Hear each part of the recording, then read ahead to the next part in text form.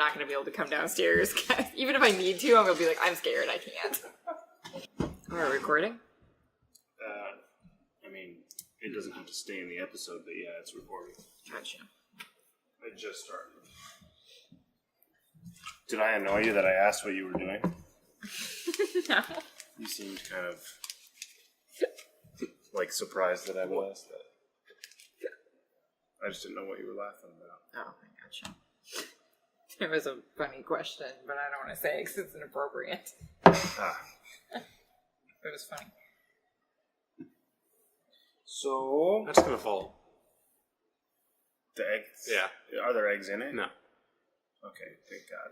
That would be poorly thought out. Thank God. We should have like a moment of silence for like one specific thing each week. Yeah, we should. That's not a bad idea. All right. Welcome to... The economy. The economy. That's been dead for a long time.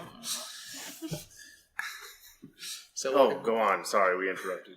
So welcome to episode... 5, 4, 3. Is it 4? 4. Okay. Yes. Just episode counting. 4. Yes. Sorry. It's welcome to the latest installment Of Town Square After Hours. My name is Caleb. I'm Beth. And I'm Zach. We're your hosts. I mean, Yeah. Oh, we don't have a great. We can still get a clink in there. Yeah, sure. It sounds better. Yeah. It helps that we didn't all have empty glassware. Do you guys feel good about this setup? Is this cool? Yeah. Okay. Awesome. Yeah, so wow. What a week, Yeah, we've people. had 2 weeks since the last recording. Yeah, yep. Well, they don't know that. I guess they don't know that, but that is now. true. Fuck. We took a week off. Mm-hmm. Zach, what have you been up to? I've been so busy. Really? I'm very tired. Yeah. Yeah, just working on getting ready for school. I'm the sound designer for a show this summer. Nice. Yeah, that's awesome. Yeah, it's almost just gotta. I think I have one more week to work on it. So Okay. What's the show? it's called "Flipping Off Our Lord" Interesting. by Alright. Dr. Bob Hubbard. Oh, okay. Yeah. Interesting. Nice. That's cool. Yeah, Well, we just bought a house. nice So. and a haunted one apparently. Apparently it's haunted, according to Paige. It seems haunted to her. I mean, I feel like we should charge the ghosts rent or something. They don't have any money.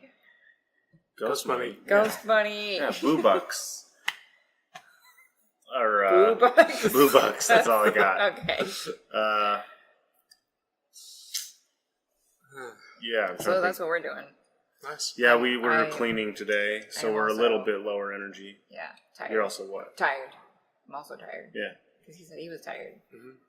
It's way too hot today, and also all the other days. Yeah. Like 77. It's too Well, hot. that's what it's saying. It's too hot. Listen, Okay. drop it down to like 55, and we'll be good. Oh, fair enough. I agree. Well, we were cleaning our house. This is our first day in there doing that kind of thing.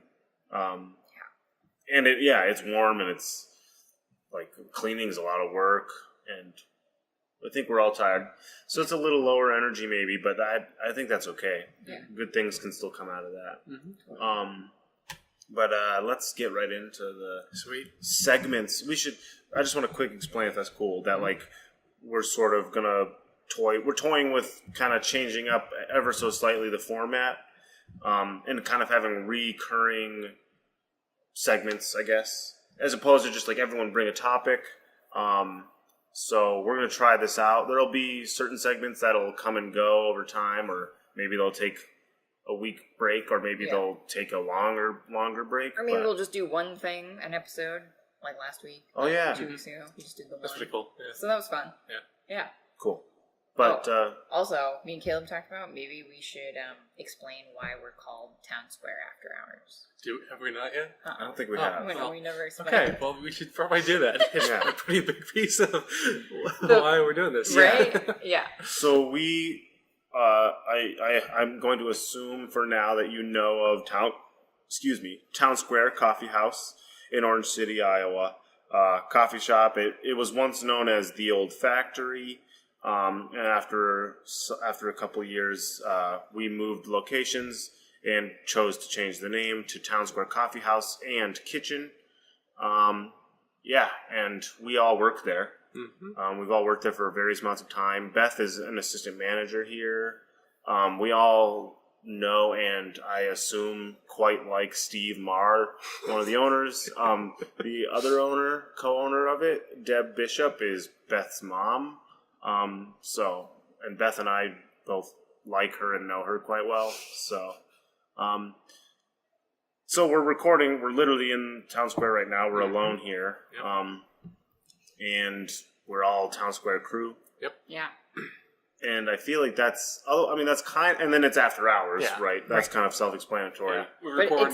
But it's not about the coffee shop. No. Right. No. Or and coffee. we're not doing it for the coffee shop. We're not doing it. No. Steve is aware it's happening. Deb is aware it's happening, but we're not doing it for them. Yeah. Right. And I'm thinking about recording a little bumper thing that has like the commentary thing, like the views in here do not represent such and such. Right. A disclaimer for the shop, Yeah. so in case we say something really offensive and somebody gets mad, they are not like mad at Which the is- actual business. which They is can be mad possible. at us. It's That's very fine. possible. They can be mad at us. Right. That's totally okay. Right. But- Exactly. So if you're ever upset with something that is said on here, take it up with, I don't know, like either a wall in the house or take it up with us, because take it up with me, Caleb, or So I'm not going to put any of you guys under the bus, but but hopefully we don't offend you, and also hopefully you understand that a lot of the times we're joking around, and also we're reasonable people. Right. If we're doing something that's constantly offensive, fucking talk to us, send us an email or something, and we're totally willing to, at the very least, hear you out. Unless you're a Nazi, in which case I really hope we do offend you. Fair enough. At some point. I mean, if you're a Nazi, if we don't, why are you listening feel to free this? to be offended, basically. Sure. I feel like if we don't offend at least one Nazi, we're doing something wrong. I am struggling to think of the Nazi that finds this podcast and is like, I am interested, right? But fair point. Yeah, some of you that might be offended, there is a chance that you just have some issues you need to work out in your own life.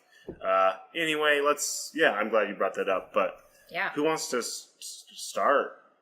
I'm not prepared at all. So it has to be one of you two. You could do rock, paper, scissors. Okay. I feel like Zach is always prepared. We like to assume that. All right. Yeah. Fair. You guys should Okay. do rock, paper, scissors. That's fun. Want to? You don't want to do that? No, I just want Zach to go first. Oh, Okay, I'll go first. all right. Can you guys play rock, paper, scissors anyway? Yes. Okay. On shoot. Okay. 1, 2, 3, shoot. You know what I mean? Right. Yeah. Do Right. it. Damn. Wait a minute. Okay, Dang. there we Well- go. Zach won. That was... It was scissors, and then I think it was both Paper. paper. Beth's paper was vertical, What? but is paper horizontal? I mean, technically, but I do the same thing, because that way it takes less time, Then they think you're going for a handshake, and then... And then you shake hands. That's really how you embarrassing. forfeit in the game. You just give the handshake sign. I'm good. All right, so my topic... Whoa. What? You're starting your own podcast in the middle of hours? A podcast inside a podcast. Here's Zach's podcast. Yeah, I've been listening to a podcast called MCU in Review, where they review every single Marvel movie that Disney has released, and it's about 2 hours long for each You review. told me about this, Yeah. yeah. But they do mini. That's crazy But long. they do mini podcasts inside the podcast. like Ragu Bagu, which is Rad Guys on Bad Guys, where they rank all the villains. Then there's Science with Kev. And then Rank Those Abs. Alright. I'm a fan of all of them, but the abs one especially. What is it? Write them? Rank. Rank those abs. Okay. I was like, write the abs. What the fuck? That's very interesting. But this is just one podcast. This is unfortunately. Unless you want to get into like parallel dimension and stuff. Fair enough. Monday. On Monday? No, one day. One day. One day. Okay. Oh, tomorrow you want to talk about it? Okay, we can. Not today though. We can wait. But yeah, what? So what did you? What's your Marvel or comic books? I guess. We should probably explain. Like you said that we're doing the different segments, but we didn't actually say what the segments are. Right. Right. So how about when we start off, we should just say what our segment is. Sure. Okay. Totally. So one of the segments we're doing is comics because we always seem to end up there eventually anyway. Most of the time. We all seem to have. That's one definite like unifying thing between the three of us is that we all love. We fucking talk about it forever. It seems. Whoa! What are you doing? Sorry. So my topic is Ant-Man and the Wasp. But before I get to that, Nice. The people I'm renting from, I guess is the way to say it, just got back from a comic convention, and they said that they had considered getting me a life-sized Jason Todd body pillow, Oh, that it was $50 and they don't love me that much. That's fair. But like it's life size? yeah, you know, 6 feet long. That's terrifying. Nobody wants to sleep with that. No, Do you wish they had got it? I mean, Wouldn't it be kind of weird? like it'd definitely be hard to explain to my roommate. Sure. Yeah. Body pillows are supposedly like quite comfortable. Yeah, they're also a little creepy. Yeah. Yeah. Is it shaped like a human? No, it's just like a long pillow with them. An image on it. Jason Todd, is he Red Hood or Red Hood, yeah. Okay. Weird. Yeah. I don't know. I mean, $50. That's pretty good for It's a not pillow bad. that big. It's not bad at all. That's a lot of pillow. Yeah. but Many feet. So I do think they're kind of weird and kind of can be creepy, perhaps. Like some people get really weirdly into their body pillows. Yeah, it's Like that's a thing. But I can totally see the like just genuine comfort that could be attained from like a huge ass pillow like that. You used to have Yeah, I have like one. But like a why not? big It's long. like only it's like 4 feet long. But why not It's like rectangular? a golden retriever pillow? Like it's shaped like a dog. Yeah. Oh, it's actually shaped like a dog. I don't know. Yeah, I don't know. This is important, Zach. Important. I don't know. Is this pillow shaped like the thing that it is supposedly named after? I don't know. I feel like that'd be a little weird. Just like a big flat pillow with a golden retriever on it, and then you just hug it. Yeah. Yeah. Huh. I think there's body pillows that are in the shape of an arm. Oh yeah. Ooh, no. And then it's No, like no, no, no. square over here, and it's like, put the shirt of your loved one on it, and then you can cuddle with them. Oh. And I was like, this is creepy. I don't like it. There are things like that. Yeah. It's very odd, for sure. Yeah. It's weird. Yeah. There's this episode of 30 Rock where James Franco like cameos as like playing himself kind of thing, but he's like in love and obsessed with this body pillow of his that has like an anime character on it, Of course. or something like that. And he's just like, I can't remember her name, like it's Yuki or something. And of course it is. He's like unhealthily obsessed with his body pillow, Yuki, and it's pretty funny. Oh, jeez. I think it was a body pillow. Yeah, pretty sure. So, Ant-Man and the Ant-Man Wasp. and- Oh Wasp. yes, thank God that there's more to this segment. I was like, I ran out of my body pillow conversation. Like that's it. So, we've all seen it. Yeah. Yes. Yes. Now, I feel like we should talk for a couple minutes without spoilers, and then I'll put up like spoilers Good call. when we do get into that territory. Hell yeah. So just be ready for that. Yeah. and like you'll know when it's coming because I'll put up a little message. I don't know why I'm looking at the microphone. It's easier. It's easier. I don't want to look at you. So Wow, thanks. I'm just kidding. But it's weird because we are like it's weird to go, like turn and go. I'm talking to you now, and now like that's weird. So if it whatever. Yeah. It makes sense to look at the mic, and Yeah. then you're like, oh wait, this isn't a person. So out of 10, what do you think? Out of Oh 10, my god, I have to rank it. For me, I'd say 7. I'd give it an 8. I was gonna go with 8. Yeah. Wow. Just for like. Well, I'll get into it. But yeah, I'd give it an 8. I'd say, yeah, Okay. I off the agree. top of my head. Yeah. Cool. That's what I was gonna go with. I'm not. I would never. If I was a genuine like reviewer, I'd never be able to grade things on Oh yeah. a scale like Yeah. that. Though, Yeah. it would just drive me crazy. Yeah. I think it'd be. See, like It's all relative, like Yeah. a scale like that. So. Exactly. I liked it, but I don't think I'll be watching it again. Sure. Yeah, that's totally Yeah. fair. So what? Yeah, I mean, what you saw it the night before we did, right? Yeah. Okay, so did you go with people? Was it just you? Yeah, I went with my roommate and his girlfriend. Okay. Yeah. But like you did enjoy it. I mean, a 7. Oh yeah, it was great. Yeah. So, what? I guess without being spoilery. Yeah. What are some? So it had a lot of good comedy. Some of the characters were a little weak, and their arc didn't really seem to go anywhere. But I don't know how I feel about having like a small scale superhero movie. You know, What do you mean? like it's not the end of the world. It's See, I could have sworn. I thought before that. Wasn't it you that said something about how you were like, I don't know, looking forward to that? Or you just, I mean, you're saying now that you don't know how you feel Yeah. about it. yeah. Now, which now isn't that I've seen necessarily. it, I don't know how to feel. Yeah. Sure. Okay. Interesting. Just because, like, especially coming off of Infinity War, where like the stakes are, you know, and I mean, if you haven't seen it, then you know you're probably not going to or don't Right. care. Right. So, like, where the stakes are literally half the universe. Right. Yeah. Yeah.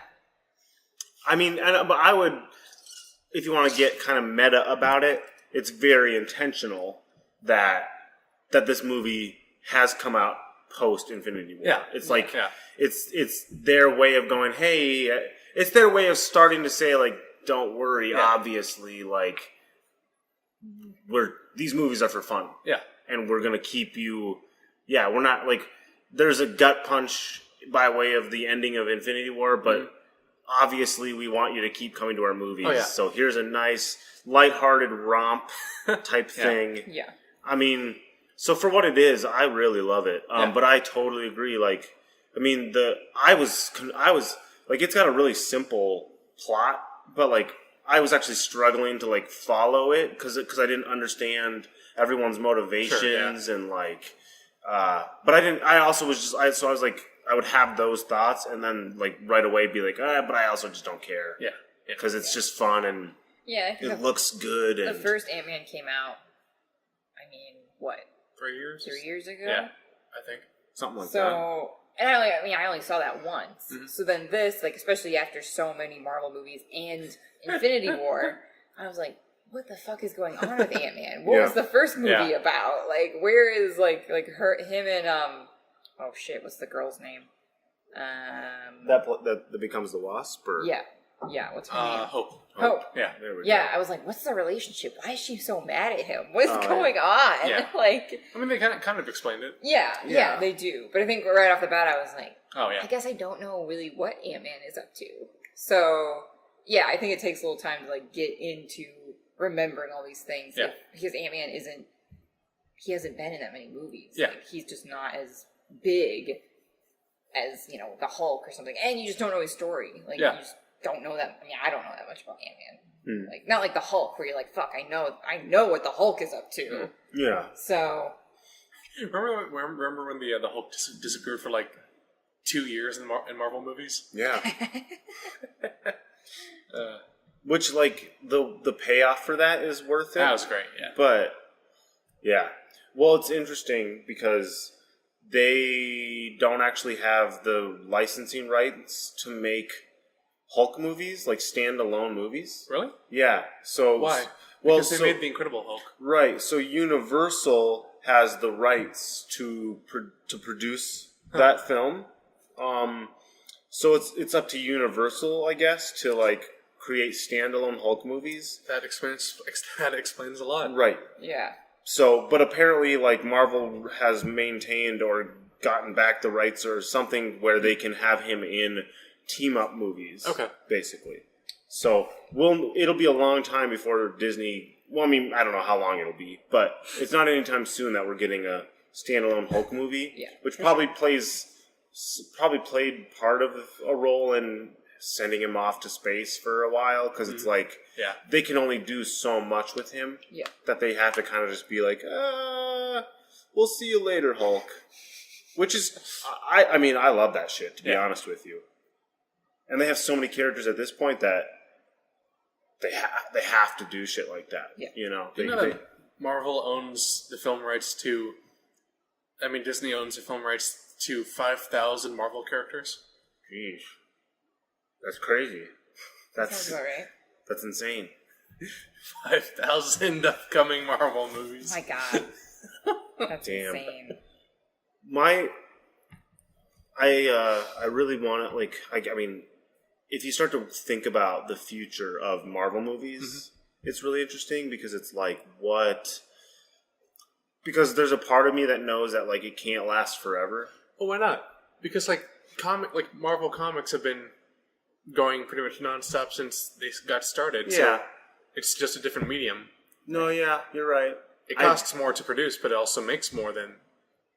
Right, but you bring up a really great point, and you like, I could be wrong. Like, it could last forever. I don't know, but just like based on like the way movie trends have gone in the past, like there was a time where like westerns were basically the Marvel movies. You know what I mean? Like, there's these there's this like people could get burnt out is what is like Disney's being very careful about how they've built up to where they're at. I think they're at a point now where they're releasing like maybe like 3 movies a year kind of thing. Right? So like they have to be careful with it. Like some people might think, well, why don't they just release a movie every month? Well, like, because it's diminishing returns. Yeah. Like, eventually they would lose money on it because people would get exhausted of it. Like, you'd stop going. Yeah. Like the movie Solo was like affected by that sort of mentality of like being burnt out on Disney. I feel like Star Wars burned out fast. Yeah, seriously. Yeah. And I think part of that is that like they've spent their sweet time building up the Marvel universe the way they have. But like in a sense, it's kind of a house of cards if you think about it. Like they have to be very wise about every little card they place and where and when and how quickly and all this stuff. Yeah. And it's a beautiful thing they've built. I love it. I don't want it to end, or at least not like, I don't want it to crash like a house of cards. Yeah. But like, it's just something interesting to think about. Like 20 years from now, are they still going to be making these movies? Like, will they still have one continuous universe? It'd be amazing if they could pull it off, but can they pull it off? I mean, Disney's been making Disney princess movies for 70 years. Yeah. So, and they like bide their time adding a new movie. Yeah. Where it's maybe, I mean, there's a huge gap between like, you know, Mulan in 1993 and then like they did, let's see, Princess and the Frog, and that was like kind of that was a flop a little bit. And then Frozen came out and it was like, whoa, oh my god, like this whole new like wave of like interest and love for this thing that's been going on for 65 years or something. So I think maybe it'll be like that. They need to like pull the reins and be like, okay, let's like really focus on people wanting to keep coming to movies. So we can't put out 3 movies in a year. They can't do that for 25 years. Yeah. Like, that'd be fucking crazy. Yeah. Like, I think people will absolutely stop going and being like, this is, just like Star Wars. It's like, you build it up for so long, and then you've got 3 Star Wars movies out in a year or something, and you're like, whoa. Yeah. See, the thing, I think the Marvel, movie universe has the best chance of like surviving for 20 years at this pace, because they don't have even though they do superhero movies, it's not all the same genre. Yeah, they've done a good job of diversifying all the different characters and things that they do. Like the first Ant-Man, that was basically a heist movie. Mm-hmm. Then Guardians of the Galaxy and Thor, comedies. Captain America was like a spy thriller. I mean, the Winter Soldier, and then no, that's true. That's so true. And while on the other hand, DC has kind of always done as their movies have always had the exact same tone. Yeah. Like Hans Zimmer-esque score with darkness. Yeah, and they've been riding the Dark Knight's success since whatever year that fucking was. 2009? 8? It was 2008 at least, if not. Yeah, it was 2008. Yeah, I think so. That sounds right. Okay. And see, I feel like that's why DC and even Fox, with their kind of version of why the X-Men franchise hasn't done as well as the MCU, is because they all have the same tone. Yeah. So by Disney diversifying what kind of genres they do for the different movies, I feel like that way they can at least prolong the time before people start getting burned out. If not, just never die. Totally. Yeah. No, you guys are bringing up great points fair. about it. So I guess a better question than having heard your guys' feedback is like, I wonder if they can keep a continuous quote unquote story going the way they have. Like this world that they built up so far has had this consistency. Yeah. I wonder if there'll be a point, because like with Disney princesses, I mean, you mentioned Mulan. I'm pretty sure I've heard they're making a live action Mulan movie right now, right? Like there's a live action Dumbo coming out. So that's unnecessary. It totally really is. Unnecessary. But I wonder how long it'll be before that similar sort of thing happens to the Marvel movies where they go, right. Hey, we haven't made an Iron Man movie in 20, 30 years. Yeah. Right. They're going to start recycling. How do we, you know what I mean? And I guess it's once you start thinking about it, it's like, who knows? Because this has never been done quite the way it's being done now. Totally.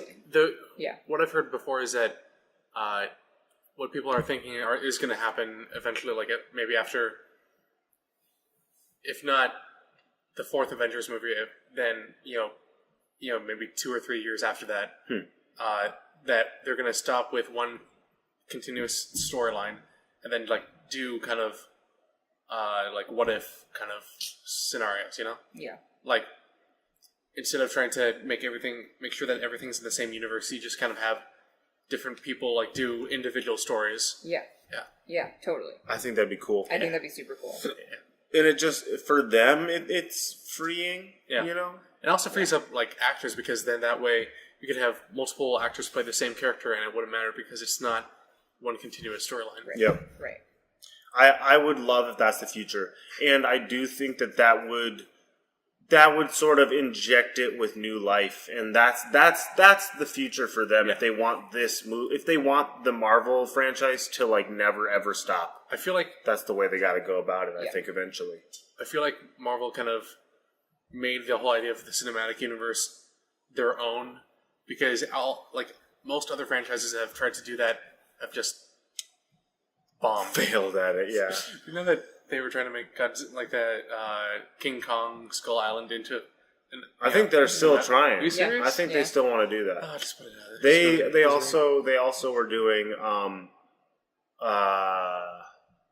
Mummy. The Mummy. Yeah. They wanted the Mummy to be that, and have the Wolf Man and Frankenstein's monster, I assume. Yeah. I don't remember who was all supposed to be involved, but they literally right off the bat got all these big names attached, like Tom Cruise and a couple other big people, fairly big people attached. Johnny Depp was supposed to be one of them.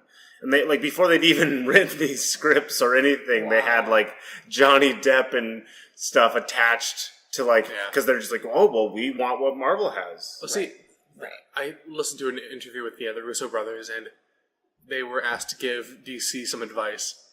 Oh, you said this. Yeah. And their advice was, don't make a movie with the intent of making a cinematic universe. Yeah. Like, make the movie first, and oh man, that's what everybody's falling into. Everyone wants these universes. They just came out with Arthur, and that's what they wanted to do. King Arthur. Yeah, called Arthur. Oh, okay. But like, I was thinking Arthur the Aardvark. Me too. I was like, oh my god, the TV show. What is wrong with you guys? Not the Aardvark, the is it a crime drama? I don't know. Well, what the fuck are you talking about? Is it a cartoon? No, it's like a live action show called Arthur. We were all thinking of something different. No, King Arthur. Okay, all right. And they had, and they came out with it, and then me and Caleb talked about it. So I was like, that looks bad. No one knows crap about Arthur anymore. Well, and then they wanted to make it this big cinematic universe, but then the movie was shit. Like, they did a bad job of this first movie. It's like, you can't make a movie hoping, like, they had, like, vision being like, we're going to build this universe. They wanted, just they wanted tell to be a good story.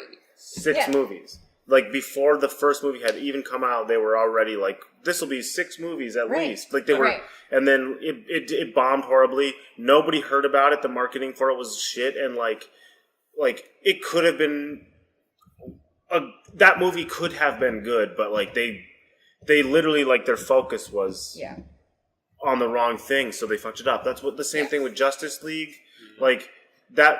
There was, like, the reason Wonder Woman was good versus Justice League was that Wonder Woman was made with with just focus. It was just like, let's make an honest Wonder Woman story. Let's make a story that's true to that character. It was focused, easy to follow the plot, easy to understand character motivations. Yeah. And Justice League was just this sloppy mishap of the thing where it's like, oh, cool, there's Flash, but then what is he doing and all this stuff? You don't get to know anything about them. And it was just like before the first Avengers came out, they had Iron Man, the Incredible Hulk, Thor, and Captain America, which is setting up like a lot of and then they also had cameos of the rest of the team, so you knew who everyone was, like, pretty thoroughly when the movie starts. Yeah. Yep. Justice League, they have Man of Steel and Batman v. Right. And Wonder Woman. Not before. It was. Yeah, before Justice League. Oh, really? Wonder Woman right before it by a year. Yep, you're right. And then they had Justice League, but they had to introduce three new people. characters. You got Cyborg, Flash, and Aquaman. Yep. And now they're like, we're going to have an Aquaman. We're going to do all these movies. I'm like, no, you got to do them before the mashup. Like, also, you can't Batman do it after. Or a Superman is dead. You know what I mean? In Justice League, he's dead. But then they had to sort of like, they wanted to tease the fact that because they want Superman so they can market their movie. Right. But they killed him like not long before this movie. Now they're like, they took very little time to kill Superman. They killed him in the second movie. Like, yeah. And like in Avengers, like the first major character death, major, was Coulson, and that was after 5 movies. Right. Exactly. And even then, it was, in the grand scheme, Coulson's like, small potatoes. Coulson, I love you, but compared to Captain America, Hulk, and Thor, right? Yeah. Oh yeah, exactly. Yeah. Yeah. Totally. But they killed Superman in the second movie. Yeah. Speaking of, Coulson is going to be in the new Miss Marvel movie. Oh, not Miss Marvel, Captain Marvel. Captain Marvel. Yeah. Fuck yeah. Well, and plus he's.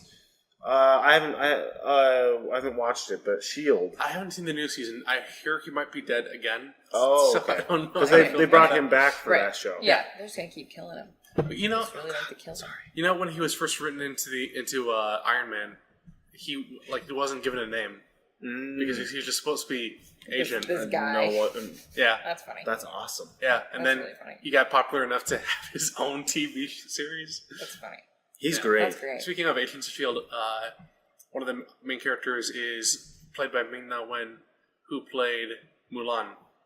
Oh. Yeah. Oh, shit. That's awesome. And is an actual martial artist. And there's a video of her.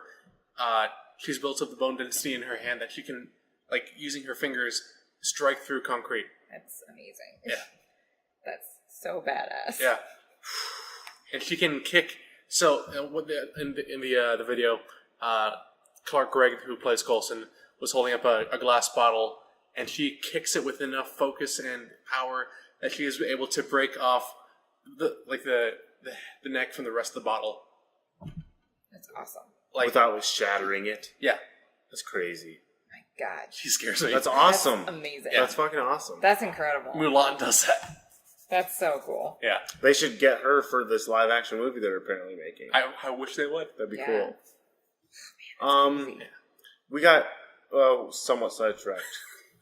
Ant-Man and the Wasp. Yeah. So, spoilers. When there is no more message about spoilers, then we will be done with spoilers. All right. So, I love Louise. Louise is awesome. I freaking love Louise. I love his recaps.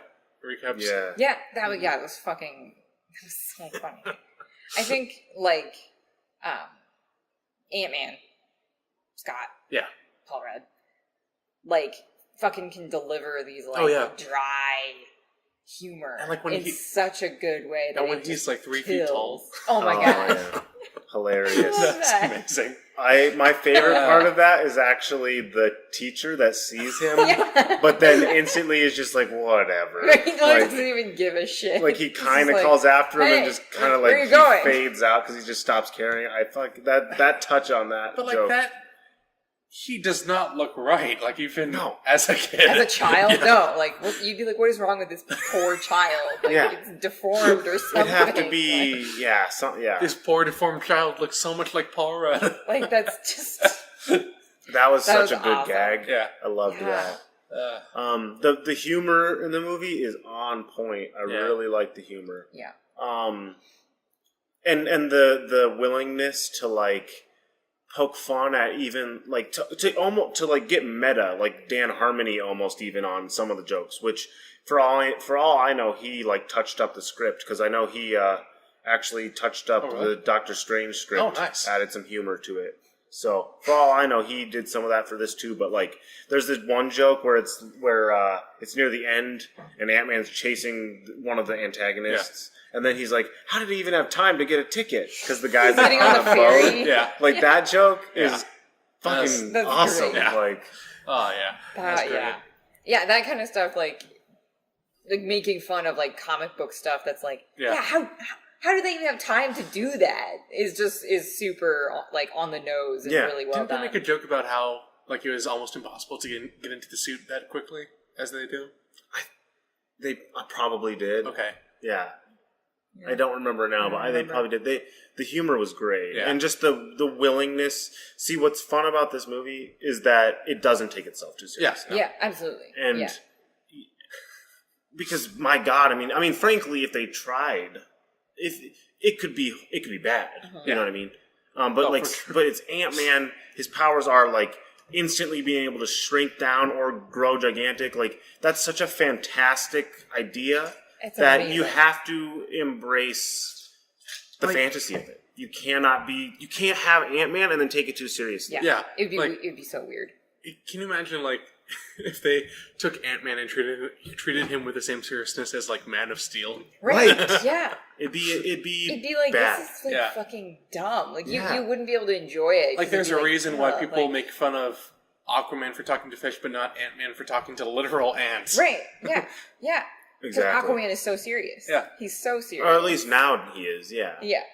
Yeah, for sure. Like, and that was like, with Aquaman, they've spent a good long time trying to like, rebrand him. Yeah, absolutely. To be... And I think they've done a good job of like adding humor, like really dry, like humor to Aquaman. So I think it's gonna be good, like whenever they do release that. But yeah, I hope so. Yeah. I think like, in Ant-Man and the Wasp, I think they do a really good job of like, having villains that they don't spend too much time on, that you're like, okay, there's this villain, but there's also this bigger threat, like, which is Ghost, but there's this other guy that's like, it creates like some drama and like some excitement, but it's like you're like, I don't give a fuck about that guy, so don't spend time on him, and they don't, and I think he's not a necessary character in the movie that he doesn't even have a name, I don't think, but I think he does, but he's Sonny, is that his name? Maybe. I remember he had a southern accent, and he's barely fleshed out. Yeah, and he's not supposed to. Didn't he also work for Hammer Tech? He said something about that. Because that was like that was in a villain, like Justin Hammer was a villain in Iron Man 2. Yeah, totally. Yeah. He definitely said something about Hammer Tech. I can't remember what it was, though. I couldn't remember either, but I like that, though. Yeah, that was cool. Like the subtle little because it also, connectors. Yeah. Because it also explains why they're just so bad at being bad guys. Right, yeah, totally. And I think, maybe some people would say that, like, he's not even a necessary, like, antagonist in that movie. And I think, and that's true, but I think it's fine. It's fun. I think it was fun, like, having him chase these people and then getting to, like, shrink their car down and stuff like that. It's fun. It was worth it just to have the truth serum scene. Oh, yeah. Totally. Like, that's freaking great.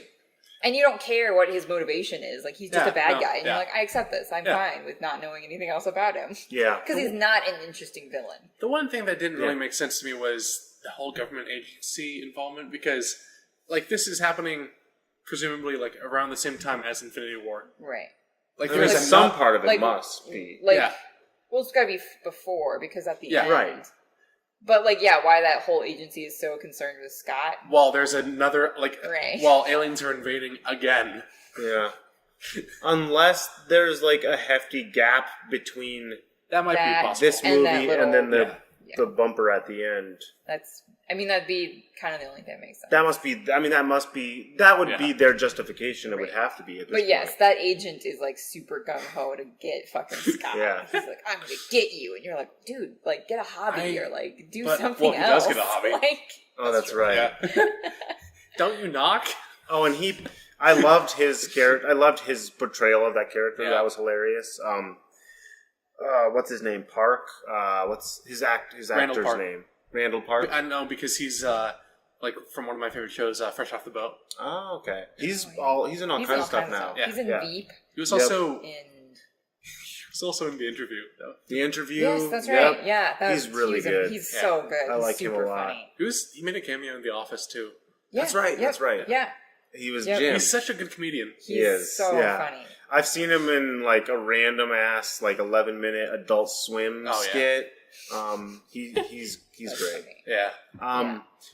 Me and Caleb talked about it quite a bit after we saw the movie, and I said, like, I think, like, adding the Wasp, they did it in a really, like, graceful way. Oh, yeah. It's not like, hey, remember, the Wasp is a lady.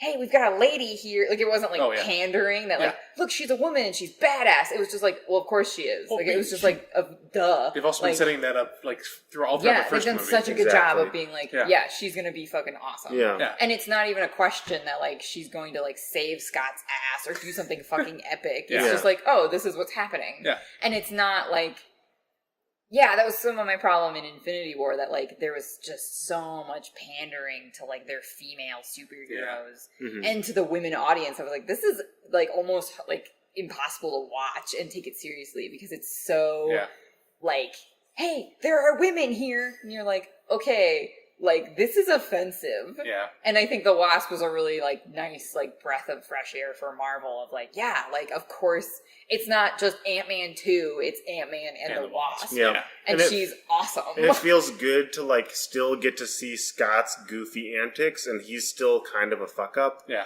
But you also get, like, to see, like, if Ant-Man were a badass at the same time. And I really like that, And you get the duality of that, and they're a real fun combo, honestly. They're a good team, and I like that it's not heavy on, like, their romance, really. Yeah. Oh, yeah. It's more just, like, they're partners. Yeah, like, you can see that it's there, but, like, they don't focus on it. Yeah, and thank God they don't, honestly. I appreciate that, because I think in every other, big superhero Marvel movie, it's like, there's the superhero, and then he's got his lady. He must have a woman and they're in love. Yeah. And it's like, we get it, okay? Yeah. Like, get over it. And this was really nice to get something that's, like, not about that when she's around. And I think that's really nice. I liked Ghost. Power Set especially was just fucking cool. The phasing and stuff is very, very cool. I liked that it was a problem that she was having to, like, she was trying to fix. I was able to mostly, like, sympathize with with the character and stuff. Yeah. However, one of my problems with motivations that I mentioned earlier did come with that character because, like, she wants to, like, she's okay. So initially, she watches her family die, and then she says something to the effect of, "I had a crueler punishment than death, which was not getting to die and now being trapped in this way, and I lost my family." But then later on, she is like talking about like, "Oh, it hurts so bad," and she's like, "I don't want to die," and it's like, I mean, that's believable, but it felt like a sloppy motivation, which then I was just like, whatever, I don't care. But like, that was something I noted that I was like, for sure, these villains are undercooked, which is understandable. But who was the guy? Her like mentor guy, Morpheus. Yeah. What was his name in the movie? Shit. Okay, we'll call him Morpheus. We will call him Morpheus. So when Pym's old partner, I always assumed like that Morpheus was Ghost's dad that they talked about in the beginning of the story. Yep. Then all of a sudden there's a white guy, and I was just like, in the flashback, when did Morpheus did the experiment turn Morpheus black? It turned him into Morpheus. Yeah. That guy, he there we became go. Morpheus. Like, that did throw me off for a sec. That's fair. I totally, there was I actually, when they first mentioned this old partner, then I was like, oh, I bet that's going to be where they go with this. Yeah. But, I mean, the villains were not, they were there to create problems so that we could watch these characters that we like. Yeah. And I do find it refreshing that Ghost wasn't killed. Yeah. That she survived, because my God, like they spent there was a while there where they just killed every single villain. Yeah. And it's like comic books, especially early on. Right. What are you counting them out? Yeah. So there was. I guess not all of them died, did they? The one from Iron Man, the guy from Iron Man 1 did die. Abomination? Did Abomination die? You know what? I don't know if Abomination died. Okay, so then, holding out. Then Thor and Loki died. Right. And then died again. Right. And then, I think he dies every all the time.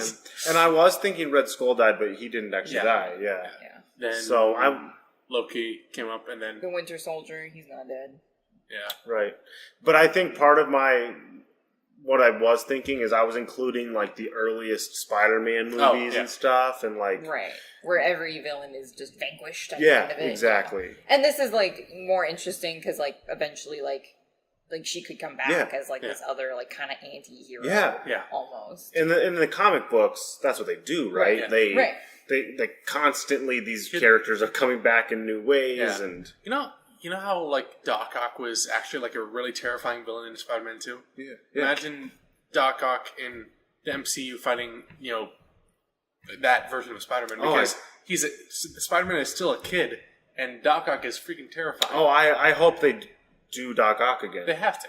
I hope. I would love to see their version of Doc Ock.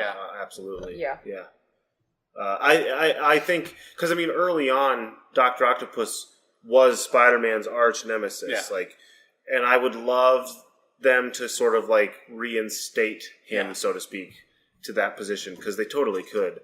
Have you seen anything about the Insomniac Games Sony Spider-Man game?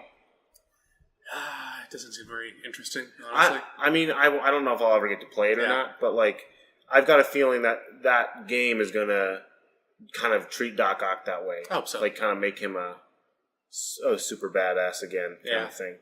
But, so I'm really curious if it's cool. I want to get to what you're, like you mentioned that you're not sure how you feel about the small scale. Yeah. I'm very curious like what you're thinking there.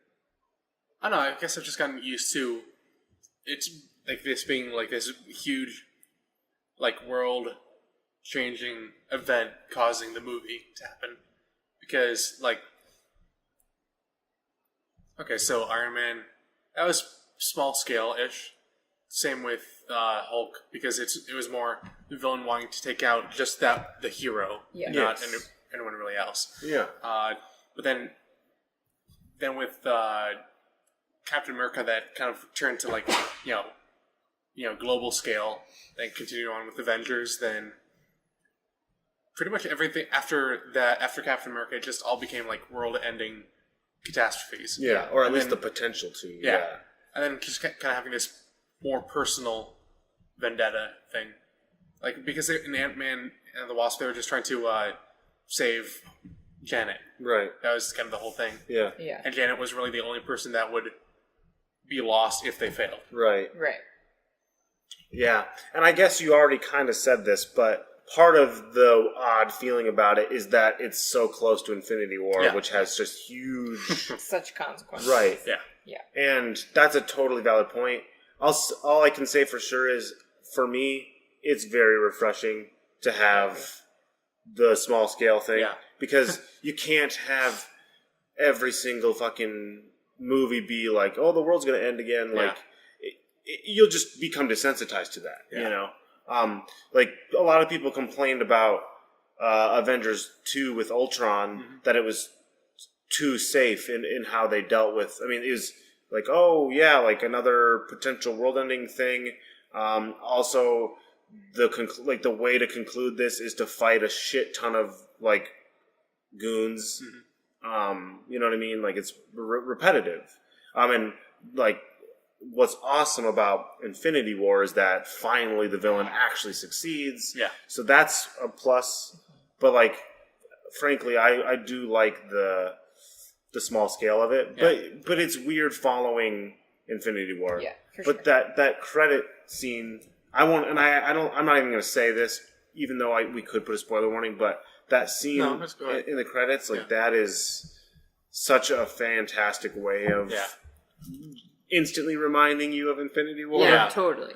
Yeah, because it kind of puts you back into the timeline and makes you like ready to know like what's going to happen, like where you're at. Yeah, I think that to me made it worth the otherwise that movie was not interested in connecting to Infinity War. Yeah, for sure. But that bumper at the end there instantly just like painfully throws you back into that. Yeah. And so I think that was they had to do that. How unlucky did they have to be to have like all of those people working on the project be a part of the half that gets taken out?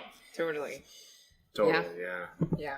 I liked all the stuff with the quantum realm. Yeah, I think it's super interesting and creepy and like spooky and like very surreal and like magical to like learn about. Yeah, I really liked all that. The quantum realm was very cool. So cool. And maybe you just said this, but like so comic booky. Yeah. Oh yeah, absolutely. Like in every way, like it's brilliantly colored and rainbowy. Yeah. And like trippy as hell. It totally, what I like about Ant-Man, and that includes the quantum realm and all that stuff, is it has this flavor baked in from like just old school comics, basically. Yeah.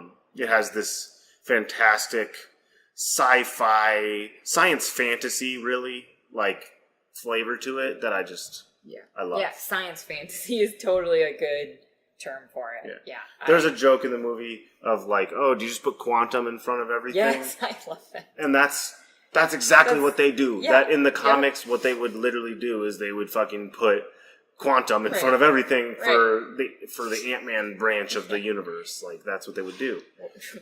What's wrong? The quantum carburetor?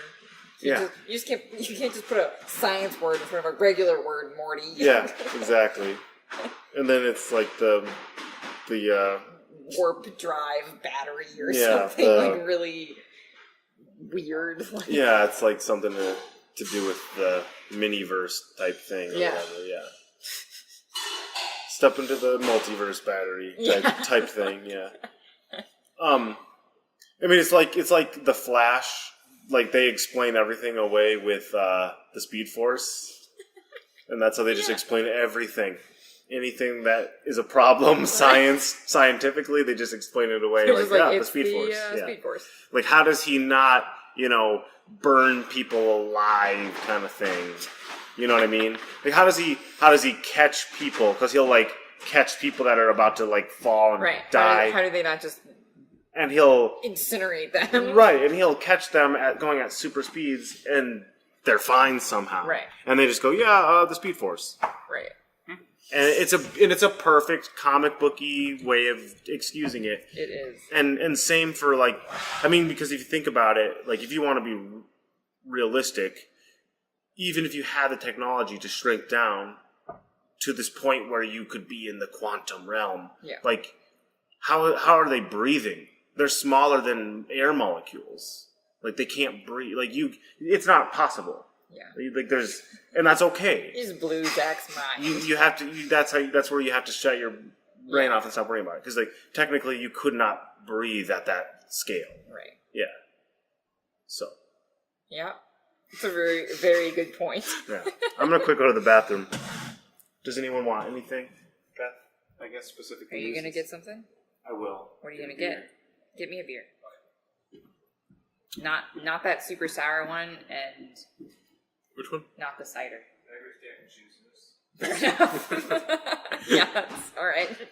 Agreed. I haven't tried the new cider yet. How's it? Is it peach? Is that what it is? It's peachy. But it's sweet. I mean, the ciders. I'm not a huge hard cider fan. They're fine, but I think they're kind of sweet. They're hard to drink after drinking real beer. I can't really tell that they're alcohol. Yeah. Which I feel like can be pretty dangerous. Oh yeah, definitely. Yeah. Mm-hmm. Do you really like the Red Hood? Yeah. I just read Red Hood and the Outlaws. Yeah. Where you at? I finished it. What? All of it? Yeah. It's a long series. I mean, it was just one volume that they had at the library. Oh, okay. So I don't know. It was earlier stuff. Was it, what was the team? Was it Starfire, Jason, and... Arsenal. Yeah, cool. Yeah. All right. Yeah. Because later on it becomes Jason Todd, Bizarro, and some lady from Themyscira. Mm. Yeah. Is it,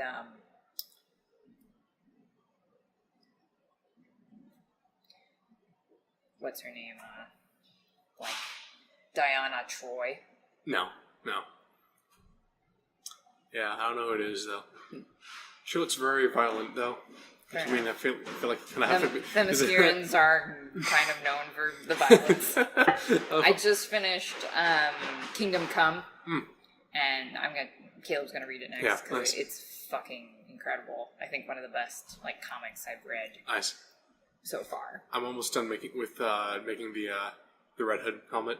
Oh, nice. Yeah. Nice. Yeah, I hadn't really read anything with Jason Todd. I just read some Nightwing with which Nightwing was it? What was his name? I'm gonna have to look it up. Okay.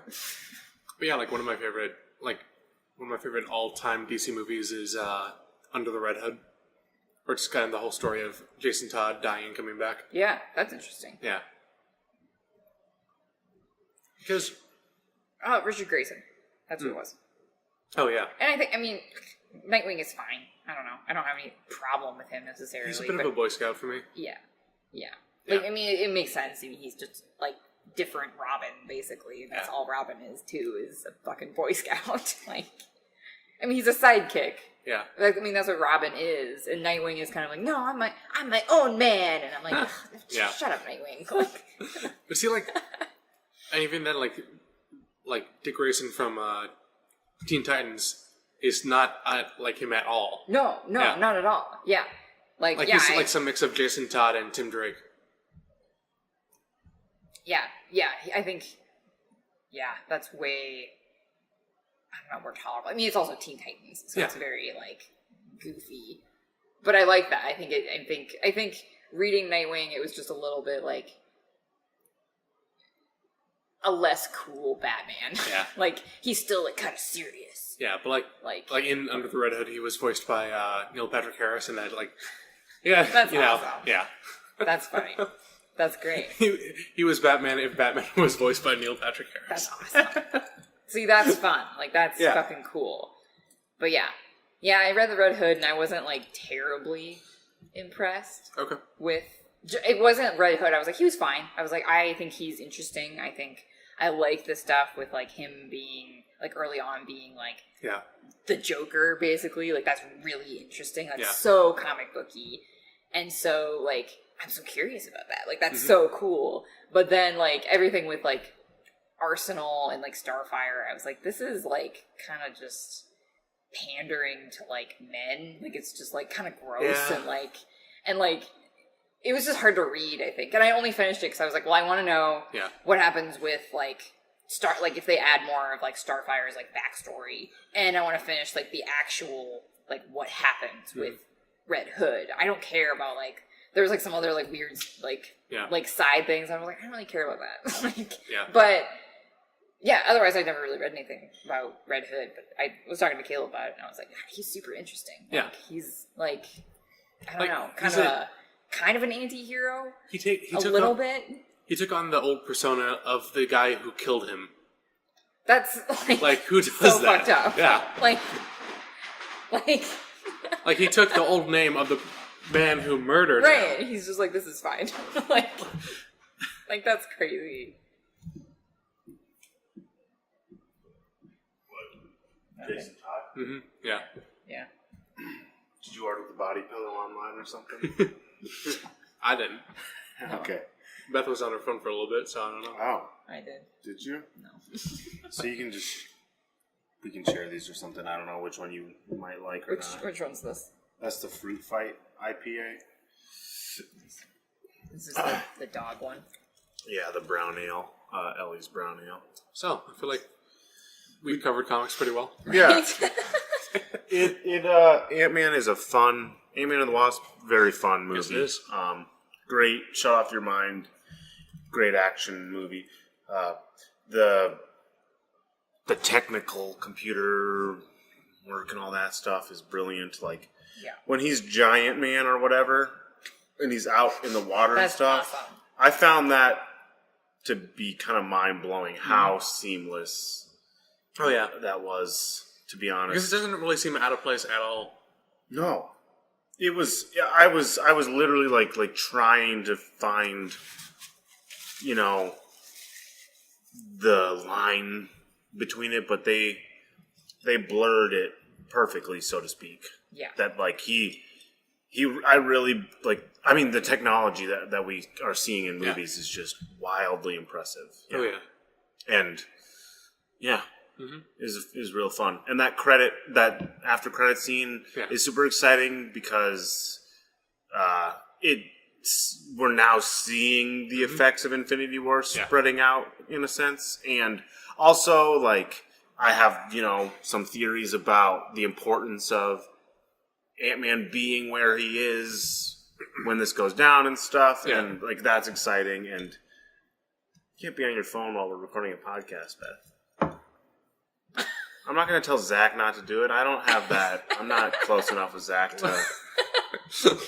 I was trying to find our next thing. Jeez. Oh, okay. So what is our next thing? Well, did you guys decide on who's doing what? I am going to hopefully get out of doing anything at all if I play my cards right. Then how about you do the current or I can other? Yeah, that sounds fine. Beth, you want to do the what if? Yeah, that's what I'm doing.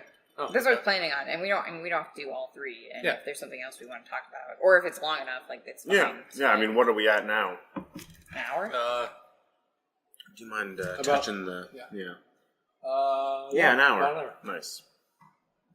And since we're splitting it up, we don't really have to focus on trying to kind of condense it. True. Yeah. Yeah, very true. It's very free. I like it. Yeah, I like it too. But at the same time, it's helpful because we're giving ourselves some things to kind of grasp onto. So, I don't have anything super specific, but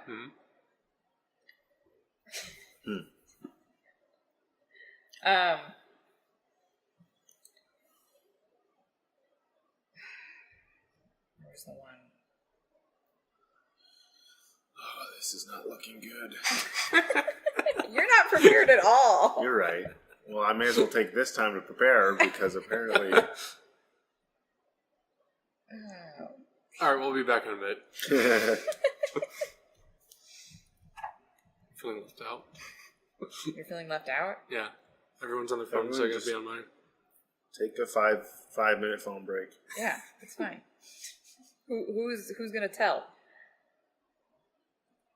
I mean, I'm not gonna edit this out. Are you, Zach? Yeah. All right. Okay. Yeah. I guess this isn't a what if, but it's more like... Well, it's kind of a what if. I don't know. Let's hear So, it. what if you could have 4 arms or 4 legs? 4 arms. Like you could choose? Yeah. You can 4 only arms. have 4 legs Well, or 4 arms. Oh, like you can't have... You can't have 8 of anything. You can't add 2 arms to your already 2 arms. Correct. Oh, keep your legs. Is that what you're saying? Yes. Wait, so I can have 4 arms and no legs? Correct. Oh. Yes. You Oh, can dear. have 4 arms or 4 legs. But Okay. But I imagine it's like your legs are where your arms are. So then you can like walk around on all. But that's not how that works. That's just how I'm imagining it. Well, you have to create the wouldn't really- conditions for this thing. Okay. Yeah. I guess, so it's twofold. Either would you rather like you had 4 legs? Can we choose where our extra limbs are coming from? Yes. Okay, sweet. And then you can walk around Okay. on all 4s. But they're all legs. So you're a fucking freak. I mean, you're a freak no matter how this plays out. I feel like you're a bit less of a freak if you have 4 arms than Right. the 4 legs. So... And plus, arms have thumbs. Right. But you Yeah. can't walk around. Yeah, Or I you can can. walk around on your Sure you can. 2 of your I arms. mean, I'm going to, before we go down this ridiculous rabbit hole, like, technically, we have 4 arms or 4 legs. It just depends on how you want to look at it. Like, they're the same. I feel like the difference is thumbs. The thumbs Yes. make a huge difference. So I would say... do, like, chimpanzees, monkeys, do they have 4 arms That's so, or yeah. 4 legs? They're say 4 more arms. like arms. Yeah. Yeah, and that's what I'm trying to say, Yeah. is that. That's pretty crazy. Yeah. So they don't have any legs. So, I mean, really, that. I think you'd be a fool to choose 4 legs. Yeah, Because you lose your thumbs, Right. Yeah. and You lose your thumbs. what do you gain? You were You without You don't- can run really fast. Can you though? Yes. How? You have 4 legs. But that doesn't automatically mean you run faster. Explain horses or dogs. But their entire body structure is way different to people. It'd be so awkward to, like, try and get around on 4 legs. Unless their, like, length was that of an arm. I mean, because your legs are longer than your arms. Yeah. Right. Like, how long are your leg arms? How long are your new arms. legs? They're as long as your normal legs. Yeah, that's a pain in the ass. Okay, so like, That's the only way it works. All right. so like, Right? Well, which way do they bend? hold up. Now, You know what I mean? Yeah. do they just go straight out because Just your legs are attached to the hip Yeah. and your arms are attached to Your shoulder. But then so do you just replace your shoulder with another set of hips? Yes. Then That's the only way it works. Which way are the hips pointing? Right. Down. Down? Well, so you just Because how are the legs? Like, are they... Yeah. So like are the hips protruding from your chest and then all of a sudden legs? Fair enough. Yeah, I mean, I guess arms would be just the most obvious choice. Yeah. More arms versus more legs. Yeah. Because human legs are pretty inefficient, honestly. So, if I may, let's say that it was asking, would you rather add a pair of arms or add a pair of legs? Right. What would Okay. you guys say? Then, if that well, was arms. But I can keep Arms. my regular Yeah. arms and legs. Right. Yeah. So I can add 1 pair of something. Right. It's still the same problem of where are the legs coming out of? Yeah. Because, Like your back? Like the maybe? 80s, like the 80s Spider-Man cartoon already answered where the arms are coming out of. Yeah. Right. So, yeah. But extra legs, there's nowhere for them to be. Yeah. Unless they come, out of your side. Unless they come out of the butt. Unless you start to get like a centaur thing going where... Oh, right. Okay. It's you get to the hip area, the torso, and then it, there's like extends. This odd... Yeah. Yeah. Oh, but how terrifying would it be, like, just, like, if you're, like, trying to run as, like you normally do, but with 4 legs, just... Yeah. Oh. I mean, that's creepier. And you've got, this weird, extended butt because your legs need to be somewhere. I mean, that's weird. Definitely creepier. Also, like, good luck finding a pair of pants that's gonna really fit, and... Because then, you could cut holes for the arms, right? Right. Like, for whatever reason, 4 arms is cooler. You got, those Mortal Kombat characters with that. And that's a common thing, but, 4 legs is... If you have 4 legs... Yeah. I mean, I can move my legs and my arms at the same time. Mm-hmm. But can you use all 4 of your arms at the same time to do different things? How? It would... Well, how ambidextrous are you, currently, with 2 arms? I don't know. I think I'm fair. Okay, then I'd say that's how you'd be with 4. Okay. Huh. Are you... Have you... would you have always had them, or are you just suddenly sprouting... Right. I think if you always had them, you'd probably be, pretty okay. But if you just got them, you'd be weird. Fuck, they have a mind of their own. Yeah. What are they doing? Yeah. I think you could use them all at the same time. It takes some time, though. It would take... Yeah, you'd have to get used to it. But... Yeah, your brain, technically, it could be possible, yeah. So, yeah, arms. Arms all the way. I mean... all the way. Yeah. But thinking about, monkeys' feet, that they're both feet and hands at the same time, is fucking... I was going to say bananas, but that was a little bit on the nose. And I wasn't going to make a joke. I was just going to say, it's fucking crazy. Yeah. I mean, it is and it isn't. Right. Like bat wings have all the same they're like bones. Hands their bones. We share the same limbs with sea animals, like whales and stuff. Their fins have the same bones. You can literally lay out all these skeletal structures, and you can start to just see all the the similarities are incredible, and the differences are in a bat wings or a whale's fins. You can see the largest bone that would be a thumb of sorts, and all this stuff. Monkeys' feet our feet are the same thing. It's just they've been so they're constantly using us to get around on ground that they've lost some finesse. You know what I mean? I can barely. I seriously can hardly move my toes. They all kind of move in sync, basically. You know what I'm talking about? What do you mean? They move like a boy band. I can't move my toes individually. Oh shit! Good job. But you can move they move in sync. I can move my big toe independently, or I can move the other 4 toes on my foot that basically move together. Yeah. Can you move every finger individually? I mean, a lot more so than my toes. I can do all of them except for my pinky and my ring finger. And even this is something you... Oh, I did it. This is something you could practice too and get a lot better about, but... I can do it. It's hard. It's hard. But your toes... I'd like to remind everyone that this is an audio podcast. We're all just bending our fingers. We're literally just staring at our hands. Good call. Your toes... They all are kind of just doing the same thing. I mean, and then you've got hooves. Hooves. Do we have hooves? We do have hooves. You don't have hooves? I can only my hooves. I can only move them. I don't think you can one move at a time. Yeah, you're right. I think it's just one solid thing. I just move my leg. But a hoof is literally a whole nother avenue that feet can go, right? Yeah. Whereas the material of a hoof is the same as toenails and stuff, or hair even. They kind of share the same basic structure because early proteins. Horses had 3 toes. Yeah. Early, tiny ass little horses. Yeah. And I think they had 4 for a while, and then they had 3, and they had 2, and now they just have the 1. Yep. It's the most efficient thing for what they do, which is run away. Right. It's very interesting. So our feet, the way they are great for us. Yeah. But monkey feet, they're constantly hanging upside down in trees and shit. Yeah. Yeah. I mean, they got prehensile tails. We lost. I mean, we don't have tails. So. You miss tails? Did you have a tail? As in Sonic's friend, or as in? I was just thinking that. Or you just wish we had tails. I wish we had tails. Tails would be awesome. Yeah. Yeah. Would you rather have a tail or? I feel like you've already answered this question.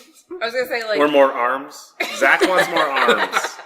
Yeah, would you rather have an extra arm or a tail? Well, how strong is the tail? It's as strong as you are. Like relative to your size, like a kangaroo or like a monkey or something. I would love a prehensile tail. I really would. If I wasn't going to be, a freak, right? Experimented on, right? Because that was one of the other questions I read. Was like, would you rather have a tail or lose a leg? Wait, what? Like have a in tail our or lose day and a leg? age, would you rather have a tail that no one else had? And you were a fucking freak. Or be lacking a leg? Or not have a leg. Oh, fuck. I'd take a tail and you can call me a freak. Because with the other option, you lose something, and with this option, you gain something. Like, what? I'm not losing a leg if I don't have to. Yeah, and so your choice between having a tail or losing a leg, those things aren't equivalent. Like, then you always could have an icebreaker. Your tail. What? You could hide your tail if you really had to. Just shove it down a pant leg? Yeah. I'm just saying if you had to, like, right. Like, is that a tail in your pants, or are you just happy to see me? Right, and you'd be like, it's always a tail. Oh, it is a tail. It is a tail. Funny you ask. I have a tail. Icebreaker. It was either this or I wouldn't have a leg. So I was had to make a choice when I was a baby. I had a choice. I was held at gunpoint by a rogue scientist. Right. By a wizard who was like, it's either your leg or I give you a tail. And you're like, oh, the tail, I guess. That guy had some issues. Now, going off of that, I have a question. Yeah. If you could be any mythological creature, what would you be and why? Any mythological... Okay, yeah. So like any like Greek myths? Any. Okay. Any creature that we can't verify is real, basically. Is that what you're saying? Yeah. Yeah. Like Bigfoot could be an option, or not even. I mean, yeah, but why would you want to? I'm just trying to live alone, and everyone's trying to catch you. I'm just trying to figure out the parameters here. Mythological is a broad term. Okay, and then whatever creature you are, you're not the only one, and it's normalized in society. Oh, well, that changes everything. All right. If I'm not going to be a fucking freak, then yeah, I'll pick whatever. I feel like maybe you got to lead this one, Zach, so we can. Maybe I don't know though. Oh, you don't. You don't know? Okay, so either like a dragon, because. What kind of dragon? Yeah. What culture? What do you mean, what kind of dragon? What kind of dragon? Like, yeah, European dragon, but you're like you have the intelligence of like Smaug. Yeah, basically Smaug. Except you're not like a greedy asshole. Like okay. Dragon minus the. Oh my god! She almost spilled beer all over. Sorry. Dragon. Did you see that? Yeah. Minus the the tail. No, I want the tail. Minus the Oh, so now you want the tail? Yes. Minus the insatiable, terrible greed that dragons sometimes have. But they're they're like super greedy and like terrible. Yeah. But that's not a deal breaker. I'd still be a dragon even. I don't. I'm gonna look up a list of mythological creatures because maybe there's a better one. There's literally like an endless number of mythological creatures. That's what I'm trying to say.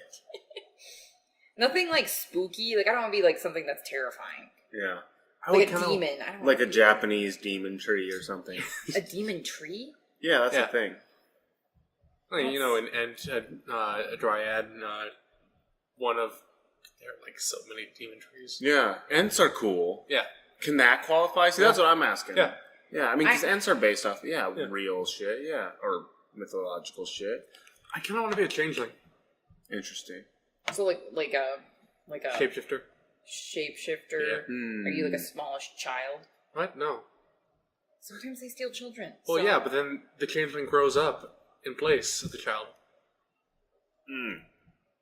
Would you do that? I wouldn't really have a choice. I mean, I'm a kid when the swap happens. Wait, no. if you were a changeling like you wanted to be, would you go and steal kids and then take their place? That's what I'm asking. I don't know. Is that how that works? Look at that. I gotta look up changelings. You don't even know. Well, what do you know about dragons? If you're telling me you want to be a shapeshifter, then that sounds awesome. Ooh, yeah, like a werewolf. I'd totally be a werewolf. Okay. That's a mythological. Yeah. Yeah, but like every full moon, I fucking lose my shit. Like that sounds kind of awesome. okay. So changelings don't make the swap. They're just the thing that is swapped. So then some family just has a changeling in their fucking home. Why? Like what? Who is Fairies. doing this? So fairies take the kid. Yeah. It's like the Tooth Fairy, but she takes your child and leaves a changeling instead of change. That's interesting. Most of the time, the family has no idea. Sure. So, yeah. So what's the point? So I can shapeshift. I get it. These fairies know what's up. That's my answer. Changeling. All right. Okay. All right. Can I just be a human? Can I just stay a What human? you want to? Why would I want to be any of these weird things? Powers. That's true. All right. Yeah. Can I be... See, like, I love shit like chimeras and manticores, but I don't think I'd actually want to be a manticore. Okay. You know what I mean? Yeah. I mean, dragon's a great choice. How about a jackalope? What the hell is a jackalope? Oh, it's You don't know about jackalopes? the horned rabbits. Yeah. That are supposedly in like southern. So this is the kind of mythological creatures you have in America? Freaking Yeah. antler rabbits? Yeah, and people will taxidermy them together, and then people think they're real. right. Well, a jackalope is bordering Y'all on. need to raise your standards for creatures. Yeah. Jackalope is more urban myth in a sense, you know. It's not like. It's not Mothman. It's not. See, that's what I was trying to get at. Is like Mothman. See, that would be freaky though. Like, we wouldn't hang out if you were Mothman. I don't want to be anything that like can't pass as like a normal thing. So not a dragon. Yeah, probably not a dragon. Like a werewolf. Well, I can still like live my normal society, like normal life. Well, you've seen American Dragon, yeah? What? American Dragon, What is that? the Disney show. No. You? You talked about this episode 1. No, we didn't. American Dragon, Jake Long. I don't think so. There's a Disney show about a kid that turns into a dragon. What? Yeah. Huh. I don't know anything about However, it is a common part of dragon myth that they can take human forms. So I guess that's fucking awesome. Yeah. So there we go. That's fucking badass. Yeah. There's a Disney But- show about a kid that can turn into a dragon? Yeah. Is it a cartoon? Yeah. Oh, okay. Yeah. No, I don't know about this, though. But yeah, I guess like if we're saying it's normal to be that thing, like you could just tell people like, yeah, like I'm a fucking werewolf. And And then you're fine with it. The guy's voiced by Dante Bosco. Prince Zuko. Oh shit. Yeah. He's a great voice. And Nice. And there's another character, Rose, who's a part of like some ninja clan that's trying to hunt dragons, who's voiced by Katara. Nice. Yeah. That's awesome. That's cool. Anyway, so yeah. Yeah, I'm gonna go with werewolf. Okay. Just feel like you get like all these awesome badass powers, but you're also like kind of out of control. Sure. I don't know. I guess I mean, I'll just say Manticore because I like Manticores. They're a cool mythological creature. And if I could like actually fit in with other Manticores and stuff, then why not, you know? Yeah. I mean, a dragon it's tough. Because dragon is basically another way of saying, like, I want to be the best. I'll just take the best one because, like... Take the coolest one. Because there's so many things that have been adopted under the term dragon at this point absolutely. that, like... Yeah. Like, a dragon has everything a manticore could ever wish it had, plus some. You know what I mean? Yeah. Like... Can manticores breathe flames? I mean, it depends on typically, no. Okay. But... at least, I don't think so. Yeah. I think manticores are like body of a lion and like... Was it not Chimera? So a chimera... Isn't a chimera 3-headed? Yeah. How do you spell that? Is it? Chimera, Chimera. I thought a chimera had like the 3 different heads on it. I don't know. Chimera is a fire-breathing female monster with a lion's head, a goat's body, and a serpent's tail. Okay. Oh man, they are not fun looking. So, but a chimera can breathe fire. Yeah. Yes. But a manticore is, Manticore can't. How dare you? I'd also accept being a centaur. I think that would be fucking awesome. Say it again. A centaur? Centaur? Centaur? Doesn't matter. I know what you meant. A But I centaur? also know why Zach is... I mean, spell it there, Mr. English. Is that my nickname? That's your fucking superhero name now. You need to work on your nicknames. Yeah, well... What are you looking at, Manticore? Yes. I think a Manticore is... I mean, it's definitely simpler than a Chimera, I know that. Yeah. So, let's see.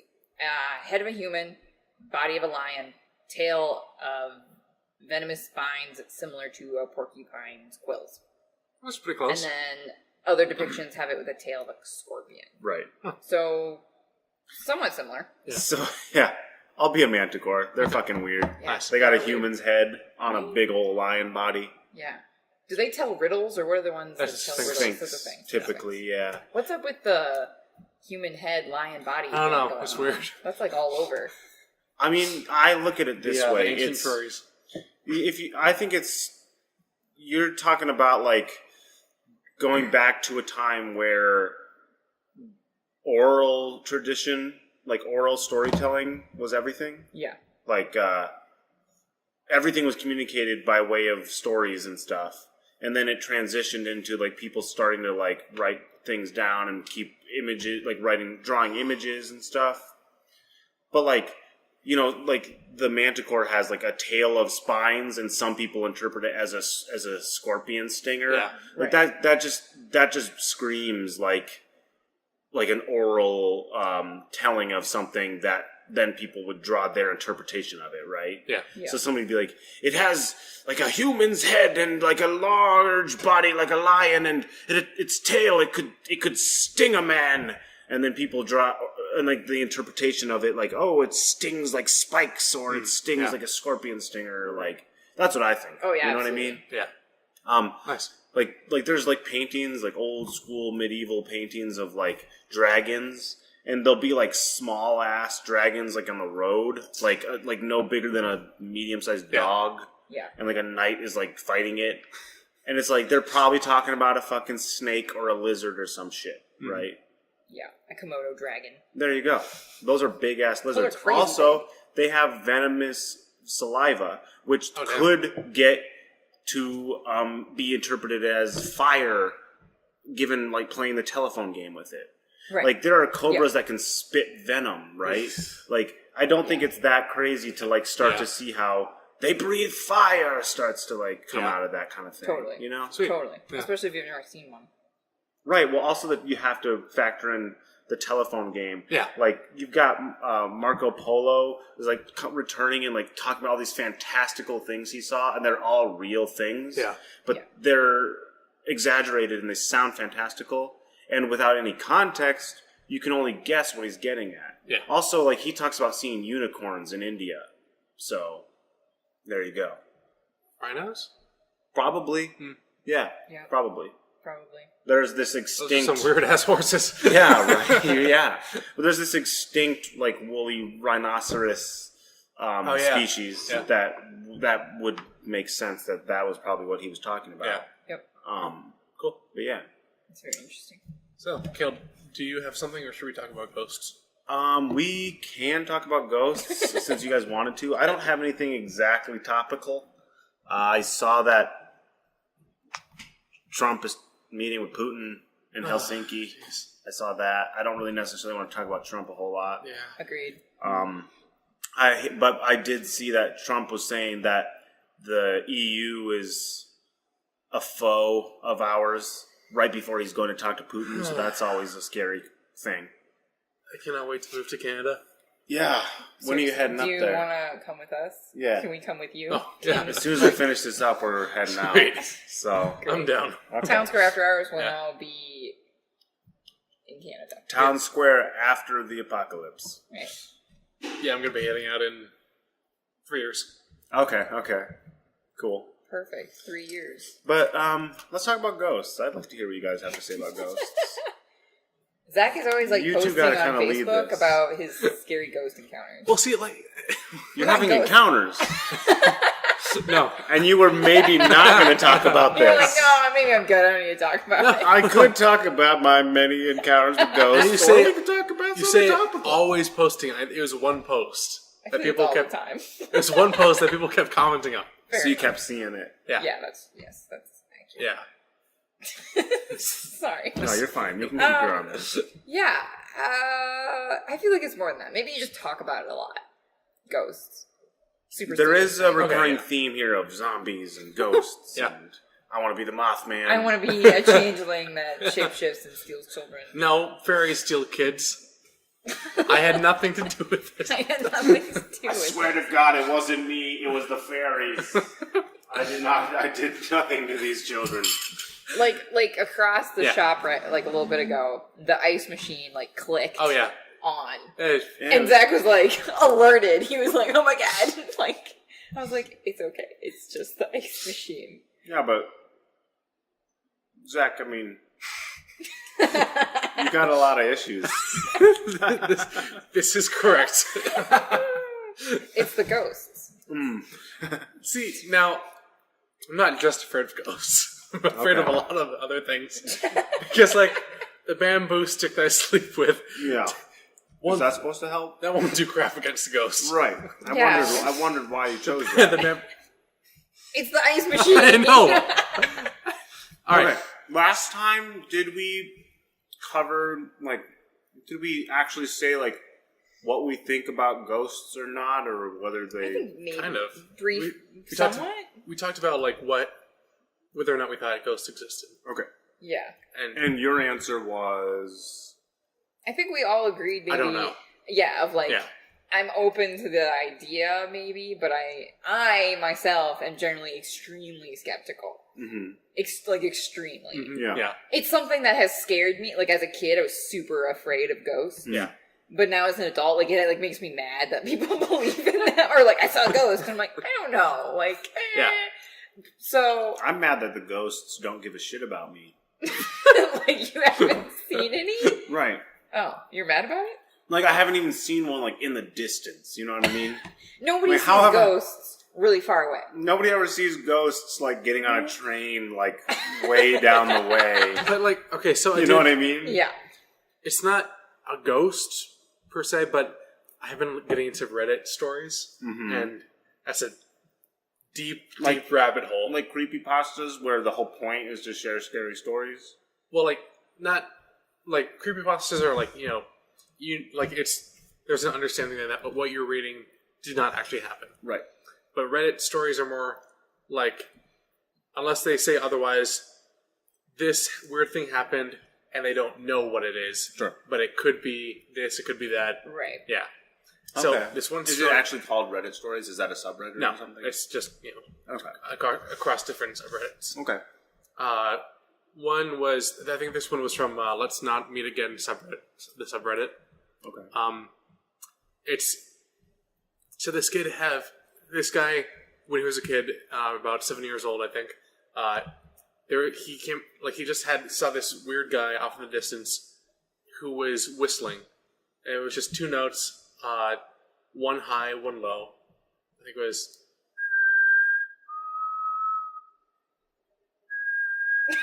That's really good whistling. Yeah, it was. Wait, how was this conveyed in a story? Well, On Reddit? he took a video of something that happens later. Oh, okay. I see. Yeah.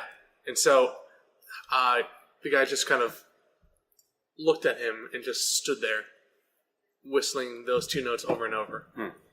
And when he told his mom about it, his mom got tense and just dropped the subject and didn't want him to talk about it anymore.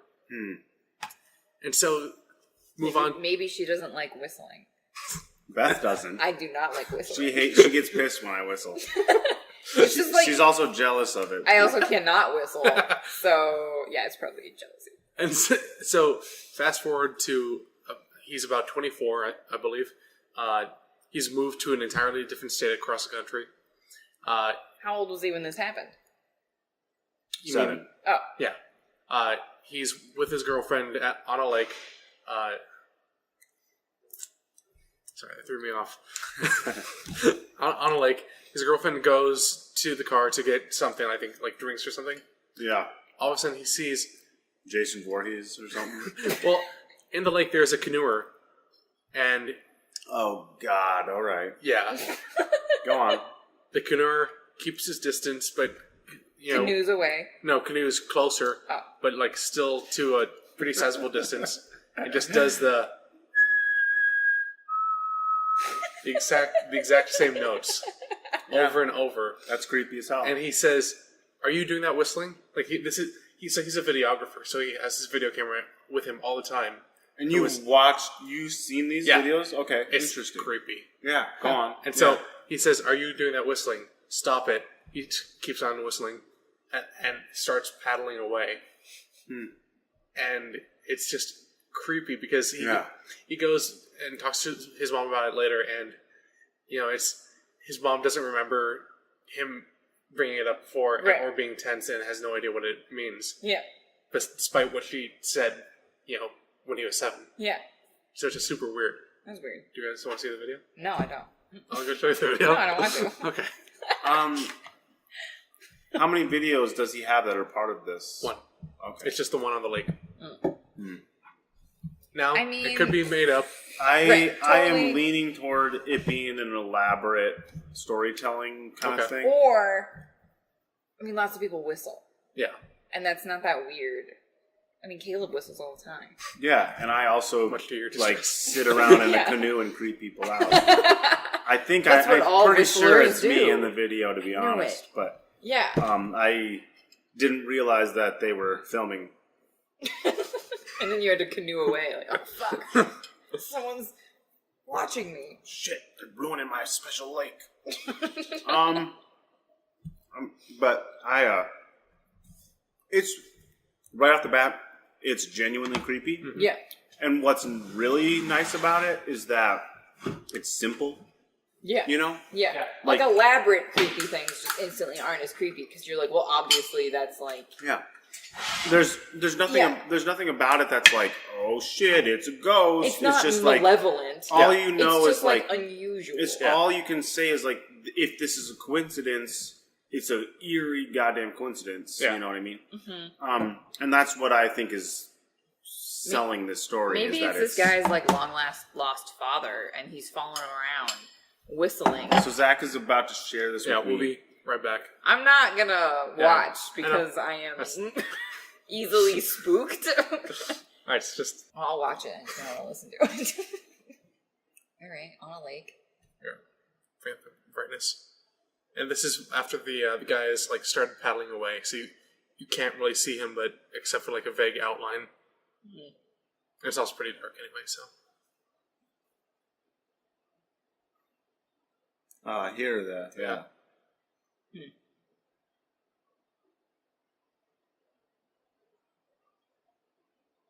Weird. So, yeah. What do you think? I think it's creepy. Yeah. Yeah. I am leaning toward fabrication. Okay. For the sake of selling a story. There was a time where I was really into this early Slender Man series. Yeah.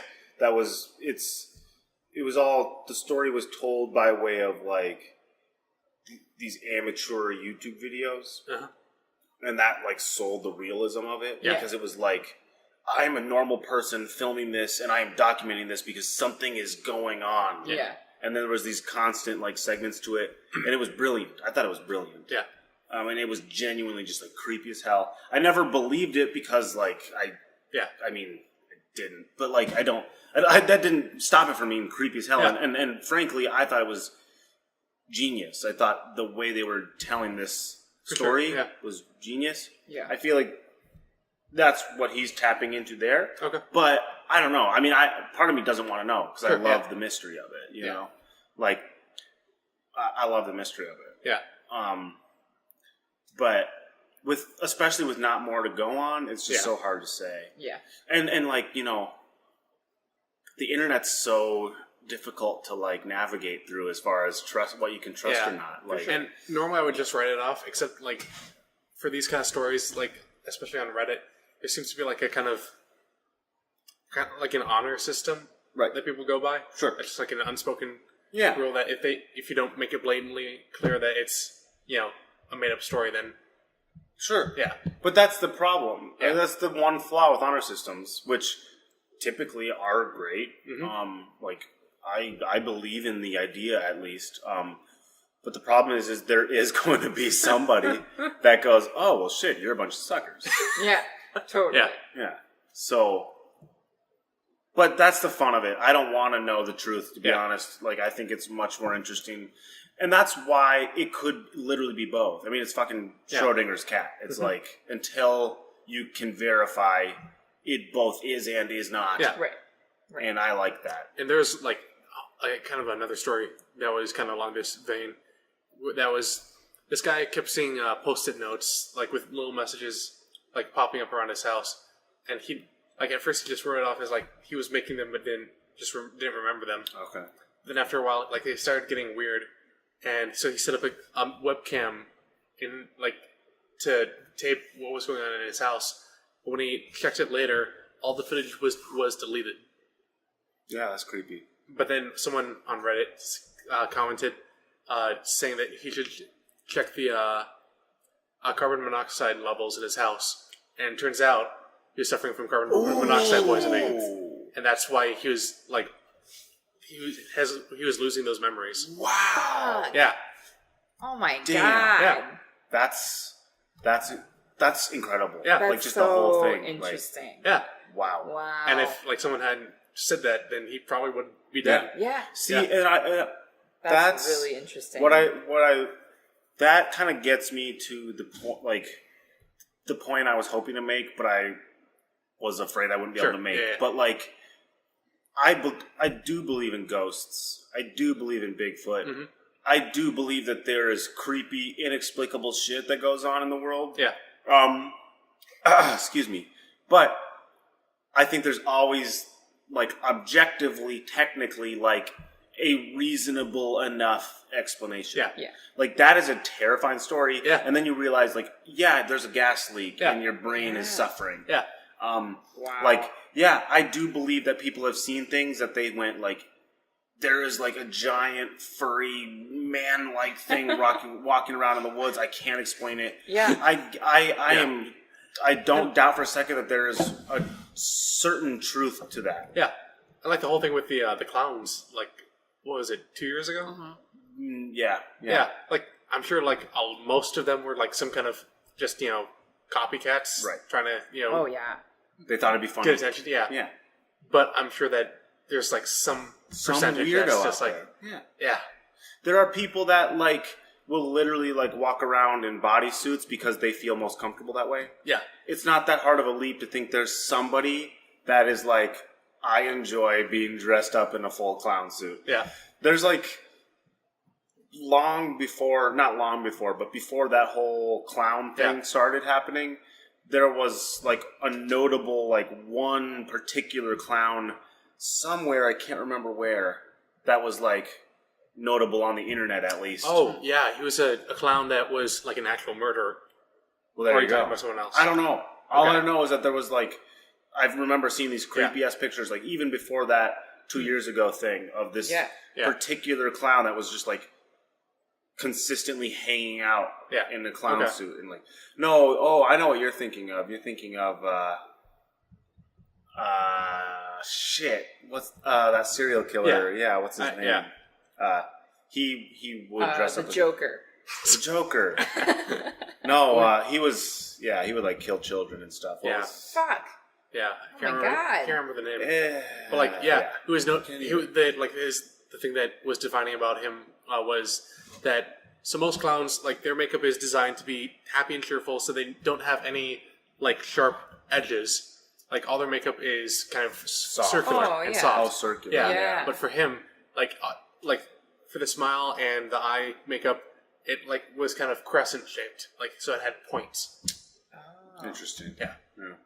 See, I don't think, if I recall, I could be wrong, but I don't think he was ever actually killing people while dressed up as a clown. But he was a clown that. But you can't separate those two that's things. Like too fucking weird. Yeah. Interesting. Yeah, I wish I could remember his name because he's one of the more iconic. I don't think it's Ted Bundy. No. Is it? No.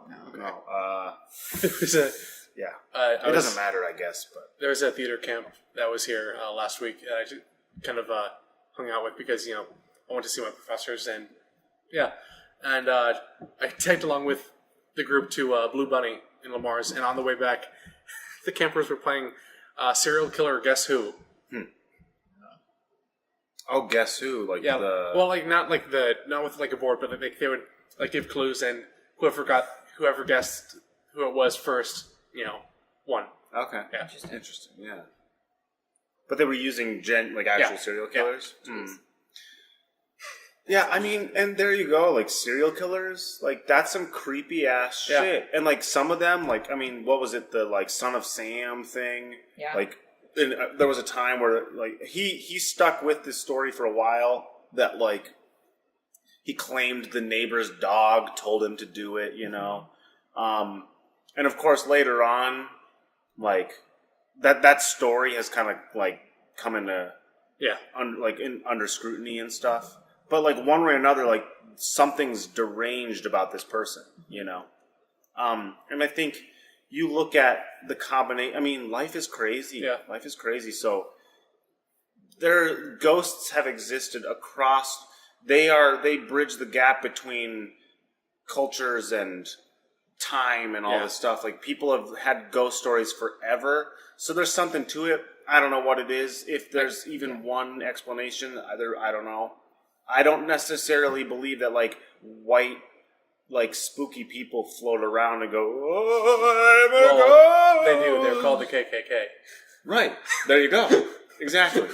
But that I can wrap my head around. But this idea that, like for a moment, if I'm in the right place at the right time and it's a dark house somewhere at night in the middle of nowhere, then I might see, like, a spooky white ghost person float around. Yeah. I don't believe that. Like, what scares me is, like, like a weirdo that's whistling down the street that, like, is staring at me. Right. The scariest things to me are the things that are creepy and, like, I can't fully understand them, but they don't, like, break physics. Right. You know what I mean? Yeah. That's creepy as hell. Yeah. Like, I read this Reddit thread a few years ago that was, like, hitchhikers and backpackers of Reddit. Oh, no. Like, what are some of your creepiest stories? And I literally like stayed up till 5 a.m. Like I stayed up way too late, and I just could not stop reading them. Yeah. And the majority of them were like stories that like never like that were creepy, like the Whistling Man thing, where it was like there weren't ghostly things happening. There were just these inexplicable, creepy things happening. Yeah. Like there was one where there's people like, my friends and I would hang out at the quarry sometimes, and we went out to the quarry, and then they had pictures of this like cloaked person like way down in the quarry, and he's just like standing like facing a rock like way down there, just like not moving, just like facing a rock. And it's in the middle of the day and everything, and it's creepy because it's like middle of the day. Yeah, what the fuck? Because no one goes out there, and there's just this person like in this odd getup, just like facing a rock, not moving. He's a fucking vigilante who's trying to like get up the courage to go like fight some crime. Sure, and that's where he goes to like he like fights rocks and shit. Yeah. And then he's like, it's time to go. And these kids are like, what the fuck, man? But he's actually got a really good reason. He's like, I'm gonna go fight crime. Well, he might. That's the funny thing about it is that like from their perspective, it's like your blood runs cold with fear because you're just like, what the fuck is this person? Not right. Yeah, exactly. Yeah. But he could have. Who knows what he was doing, and who knows how he could justify Batman. it? Or like more realistically, like it could be like a mentally unhealthy homeless person. You know what I mean? Like we don't know exactly. But like the context is everything. Yeah. So you guys are like young kids. You're going to the quarry, and then you see what is that? And you're like, oh my god, what the fuck? That's terrifying. Yeah. And there's other like some of the scariest stories in this thread were like, so we went like camping, and we went like way out in the middle of nowhere. We took this like long fucking road to this place camping, and like. It's a one-way, like, there's only one way to get here. It's this road. Yeah. There's no way else in or out. And they're way out in the middle of nowhere. And they're camping. It's the middle of the night. And fucking headlights pull up in the middle of the night. Oh, weird. Right? Yeah. And then, like, the headlights presumably, like, become aware of these kids camping. Yeah. And then the truck sits there. The lights sit there for a while. And eventually they just, like... turn around and leave. And this was like miles, like they had to have gone, it was like some ridiculous number of miles they had to take to get to that point. Huh. And then they like turn around and like it literally like who was in that truck or whatever, the possibilities are endless. Why they went out there, like technically there's a shit ton of reasons they could have, like maybe they were just trying to go camping, who knows. Right, and they're like, oh shit, someone took our spot. But like that is a terrifying story. Oh yeah. Because these kids, because of the context. Yeah. Yeah. Totally. Yeah, I don't read shit like that. I don't usually, but... I know, and then Caleb would, like, come home and, like, tell me these stories, and I'd be like, I don't want to know. Now I'm scared, and it's 3 o'clock in the afternoon, and I can't go outside because I'm scared. The craziest of those stories are the people that, like, hitchhike across America alone, like, solo. I could do it, but I'd have to be in a much different place in my life to do it. I feel like dangerous. I feel like we really shouldn't be talking about this like in an abandoned building in the middle of the night. Well, I saw you like looking. Yeah. Were you seeing something out there? Trying to freak everybody out because he's a fucking asshole. Yeah. Let's see. When I do say something, then you won't believe me. Yeah. Yeah, and we'll all be fucking dead. Thanks for nothing, boy who cried wolf. Yeah, that kid was an idiot. That guy was just like begging to get killed by a wolf. Also, what kind of asshole kid where wolves are actually a danger in this village is like, and he's like, oh my god, a wolf! And everyone's like, oh, Jesus Christ, like, we gotta do something. Well, wasn't he just like lonely as hell? Like he was basically desperate for attention because he was like, I think so, out of town all alone. Yes, that's, I think, the story. But still. Yeah. But okay, so that thread that I read through, my takeaway is some percentage of the stories were 100% true. Yeah. Right. Some percentage were completely falsified and just stories, like fake, made-up stories. Yeah. And then any percentage in between. Yeah. You know? And some of them are easier to go, oh, that's bullshit. Because some of them are more fantastical and ridiculous. Yeah. And the ones that I believe are the ones like headlights pull up in the middle of the night. Yeah. Because that can happen. Yeah, something that's totally believable. I've experienced creepy shit like that. Yeah. You know? So... Yeah. Have you guys ever heard about the Winchester House? Yeah. Yes. It's really spooky. Mm-hmm. Yeah. I don't know if I've heard of it. So, it was the wife of the man who made the Winchester rifle. Oh, okay. Was it rifle or pistol? Rifle. Okay, yeah. And after he made that and became, super, super rich, that was very in sync. Impressed. Well, I was actually going to be like, here, you can have some of this, and then that was weirdly in sync though. So after that, the whole family became super, super, super rich. Basically, everyone in the family died except for the wife. Oh, by the Winchester rifle? No, well, irony, right? That would be funny. I mean, but it wouldn't be funny. Sorry, it would be really fucked up. Just by like diseases over time, and. Eventually, I think she just went mad, and because she was told by a medium that she was being cursed and haunted by all the souls that had been taken by the Winchester rifle. What a cool medium. Thanks. Fucking awesome. Thank you, lady. Yeah. I'm assuming it's a lady. Most mediums seem to be women. What's that about? I mean, they were just taking advantage of a market that... I was going to go with, we can talk about that some other time, but you just answered the question. I mean, that's my assumption, is they were just like, it's just a role that they could fill. Yeah. There was a time where they couldn't do certain things, so then they found niche roles to fill. I don't know. We can talk about it another time, yeah. Madame Zeroni still freaks me out. What's this? From Holes? You ever see Holes? It's been a while. Okay. Well, what is this? Huh? Madam what? Madame Zeroni. There's a fortune teller in Holes? Yeah, she's old. She's from... Yeah, she's like in the flashbacks or... Yeah, whatever. It's just been too long, I guess. Anyway, so after everyone in the family dies and the medium has the whole thing, she's told that the only way to keep from being haunted is to move west and to not stop building. Building what? A house, the Winchester house. Oh, so she just keeps building. Right. Yeah, so she just keeps building. It's fucking weird. Yeah, so that's right. She built it with the intention of trying to confuse spirits that might be haunting her. And so, like, there's like stairways that just go to nowhere, and there's a door that just opens up, and when you open it up, it's just the outside. I like it. It's just super weird. I like that she was trying to trick spirits. Yeah. Me too. That's hilarious. That's like the way to do it. Yeah.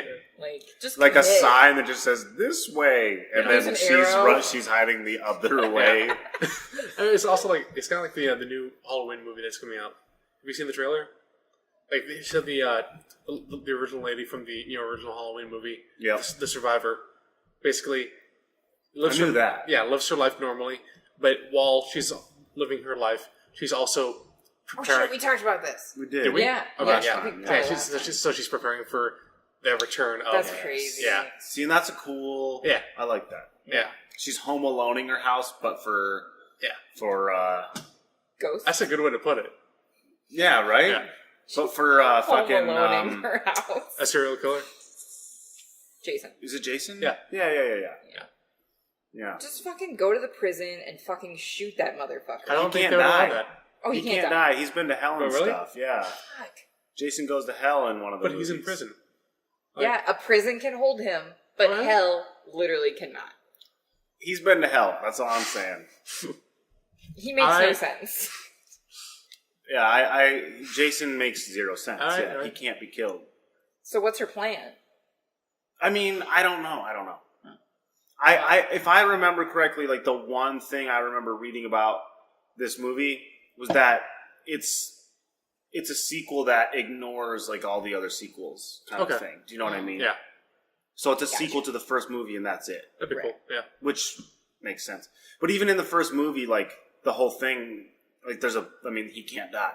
Yeah. Like he gets knocked down and gets back up kind of thing all the time. Yeah. At least if I'm remembering Halloween correctly. I don't watch that shit. Haven't seen it.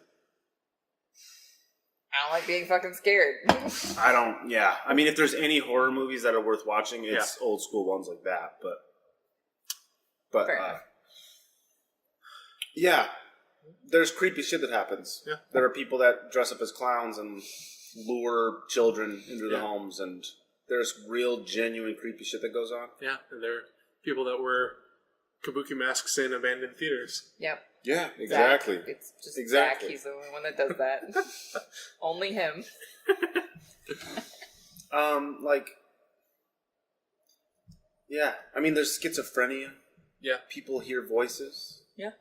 I mean, The Salem witch trials are partially due to potential, hallucination. Yeah.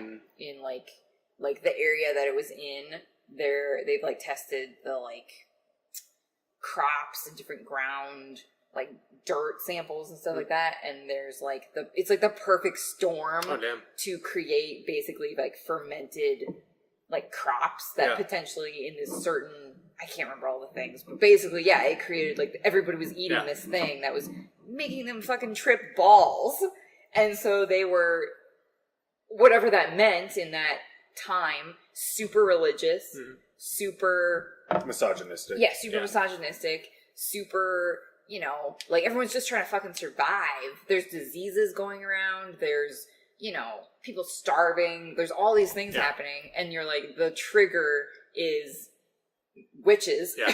And everyone's hallucinating like none other. So of course that potentially that's part of the like pieces of the puzzle. Yeah. And when you put things like that in that kind of scenario, it just makes so much sense of like people saw fucking scary shit, but they were like not in their right mind. Yeah. They were actually like in the middle of the day, they were like, oh, this woman is, you know, whatever, she's making soup. She's stirring a cauldron, or she's picking herbs, or she's praying, or whatever it was, and they're like, she's a witch! Because they saw something completely skewed, like something very, very startling and scary, especially fucking Puritans, like, they were terrible. So, and it was super religious, so put that in that whole right, so they're open to, like, supernatural things. Absolutely. Yeah. It's ingrained in them, and it's...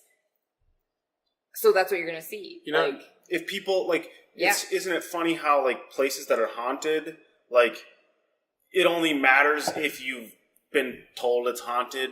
You know what I mean? Right. Like, if you go to a place and the people are like, I hear that place is haunted. And you're like, whatever. And then you go and, like, you can't shake that idea. Like people have died everywhere. Yeah. Yes. Like, people have died everywhere. So your house should be haunted. Like... Everyone's home should be haunted, like, basically. Like, thanks, guys. You're welcome. People and things, like, literally, people die all the time, all over. Like, people talk about, like, building their houses on, like, Indian burial grounds and things. Like, you definitely have a house built on a place where people have died before. Okay, but still, to be safe, you should not do that. I agree. Yeah. Do what? Build a house on a burial ground for Indians? Yeah. Oh, or just any burial ground. Like, sure. If a place is like, you know, specifically made for dead people, do not build your house there. Because it's like... Well, it's no good. It's just no good. Yeah. Yeah. But I'm certainly not... I'm not afraid of spirits and stuff, I guess, is my thing. I mean, France, the entirety of Paris didn't listen to me, so, you know, that's why they're screwed. You didn't try hard enough. But I don't know. I think the mind is a powerful thing. Like that story was terrifying that you were telling. Oh, yeah. And then it's like, it's chemicals. Oh, it's still terrifying because it is terrifying. Yeah, for sure. But like how, and then this story with the Salem witch trials, like how much crazy shit went on, and it might have just literally been things that were ingested or in the water. Yeah. Like there are literally like parasites that like I'm sure you guys have heard of this. There's like a parasite that makes people like cats. Have you heard about that? Yeah.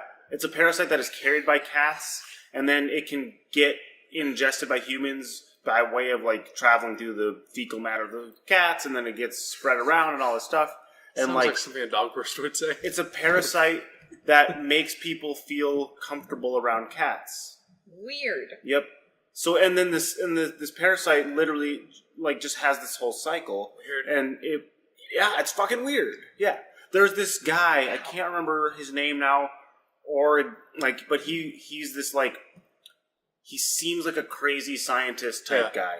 And his whole thing is talking about how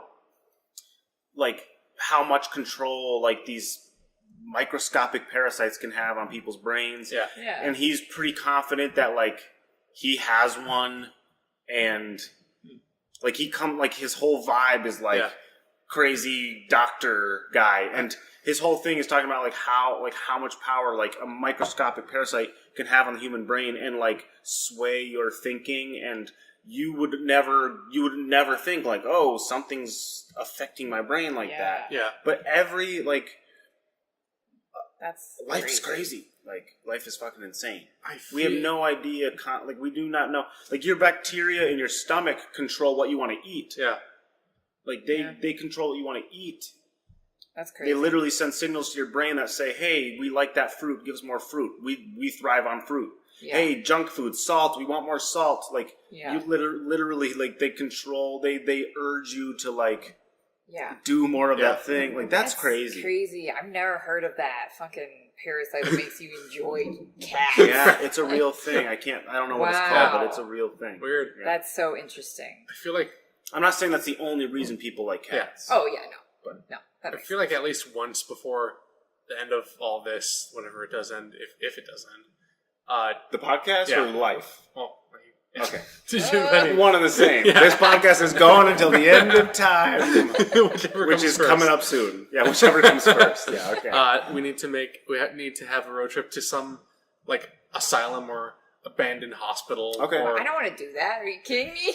No, I'm with you. Yeah. We got to test this. Yeah. Test what? Ghosts. Are ghosts real? Jesus Christ. That's it. I quit. So you are afraid of ghosts, then? I don't like being scared. Okay. But if there's nothing there, then... Right, okay, but if you've ever been in a place that's supposedly creepy, quote unquote, I'm doing air quotes, people get in there and they instantly act like irrational That's children. what I was saying. Yeah. And I don't like it. It makes me angry that I'm with these people. But people can be like, you know, like, if I go in and with people who are like, we're just like going to explore and see what we find, and that's it. Okay. Like, we're not looking to be scared, and we're not looking to scare each other. Because if someone's going to scare me, that's it. I'm going to fucking leave. The alternative, hear me out on this, the alternative is we just get wasted. That seems even worse. No, it doesn't. Drunk people don't see ghosts. That is true. High people do. High people do. Drunk people don't see ghosts. Yeah. They would laugh their ass off. Like, drunk people don't see ghosts. Think about it. Fair enough. Scooby-Doo would be very less scared. I am less scared if I'm drunk. Like, I'll go places. Now, if I'm drunk, I'll be like, okay, then how about... I'm telling you, people should look into that correlation between how drunk people are and how never they see ghosts. How many...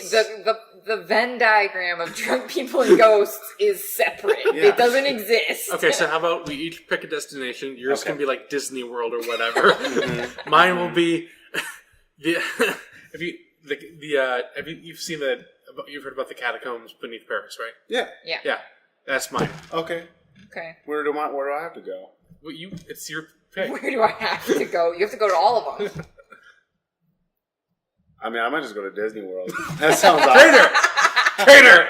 I mean, I'll figure out a spooky place to go. Okay, but like around here, where's someone that's some place? Literally that's the closest spooky. The closest thing I know of, like the most local thing I've ever heard of around here that's supposed to be spooky is the school in Newkirk. People claim is haunted. And Beth has been in there, and she literally used to live in Newkirk. And I live in Newkirk. That's the most local place I am aware of that is. I mean, someone owns it now, so it's like private property. It used to be like nobody knew who owned it. People would like trash it, and it was just like it was abandoned basically. And now it's owned by a ghost. A ghost family. They built a house. Yeah. The very productive ghosts. Yeah, that is probably one of the few places I've consistently heard of that people are like, it's super spooky. Yeah. And I like went with my sister and some friends in Newkirk because, you know, what is there to do there? Mm-hmm. And I like stood in the doorway and I was just like, nope. Because it's just gross. Yeah. Like honestly, it was gross. And I think there was like a pool or something or it was a gym and it had like collapsed. Yeah. Mm-hmm. And I was like, I mean, it's dangerous. Yeah, me and my sister were just like, this seems fucking dangerous. And we were like, I don't know, 8 and 12 or something. Like we were young. And I think we were just not into danger. Okay. Like of that variety. We were just like not interested. I thought you were way more on board with danger. A certain vein of danger. All right. Now, like my choice of danger, where this was like people were like trying to like get you to go. It was like the thing to do. Right. And like I mean, it's the same thing as going to a scary movie or something. Right. Yeah. Right. I've only gone to scary movies. And someone's like, "We're going to a scary movie. You have to come." And literally, there's nothing else. Getting for me to scared do. is like its own form of a drug. Release of. Totally. So people like. That's why people go to fucking cemeteries and they do act like all kind of goofy and stuff because they're trying to feel scared. Right. They like that. They know their brain knows that it'll get this release. Right. And that's why people like to go to scary movies. Yeah. And that's why people like to tell ghost stories. Right. And that's why people like to create elaborate YouTube channels. And I love it, but like, it's not exactly my thing. And ghosts don't fit in anywhere into it for me. Yeah. If anyone ever tells me a ghost story, I'm not going to tell them they are wrong because I don't know. And that's half the fun, is not knowing and just accepting that fact. For sure. Yeah, I think that's definitely the one place that I heard of, other than... I'm trying to think of somewhere creepy, like here in town or something someone's told me about, but I can't really think of anything. I don't think there is anything. But, yeah, absolutely, yeah. It was an old, like, Catholic school. And then it was abandoned and stuff. So which is instantly just like way creepier than just like a regular school. So they're like crosses and fucking the Virgin Mary places and like all these like murals. And you're just it's a perfect storm. Like, it's a perfect terrible. Storm. Like, and it's in a tiny ass little thing that doesn't even have an excuse to be called a town. Like it's the perfect storm. It's a village.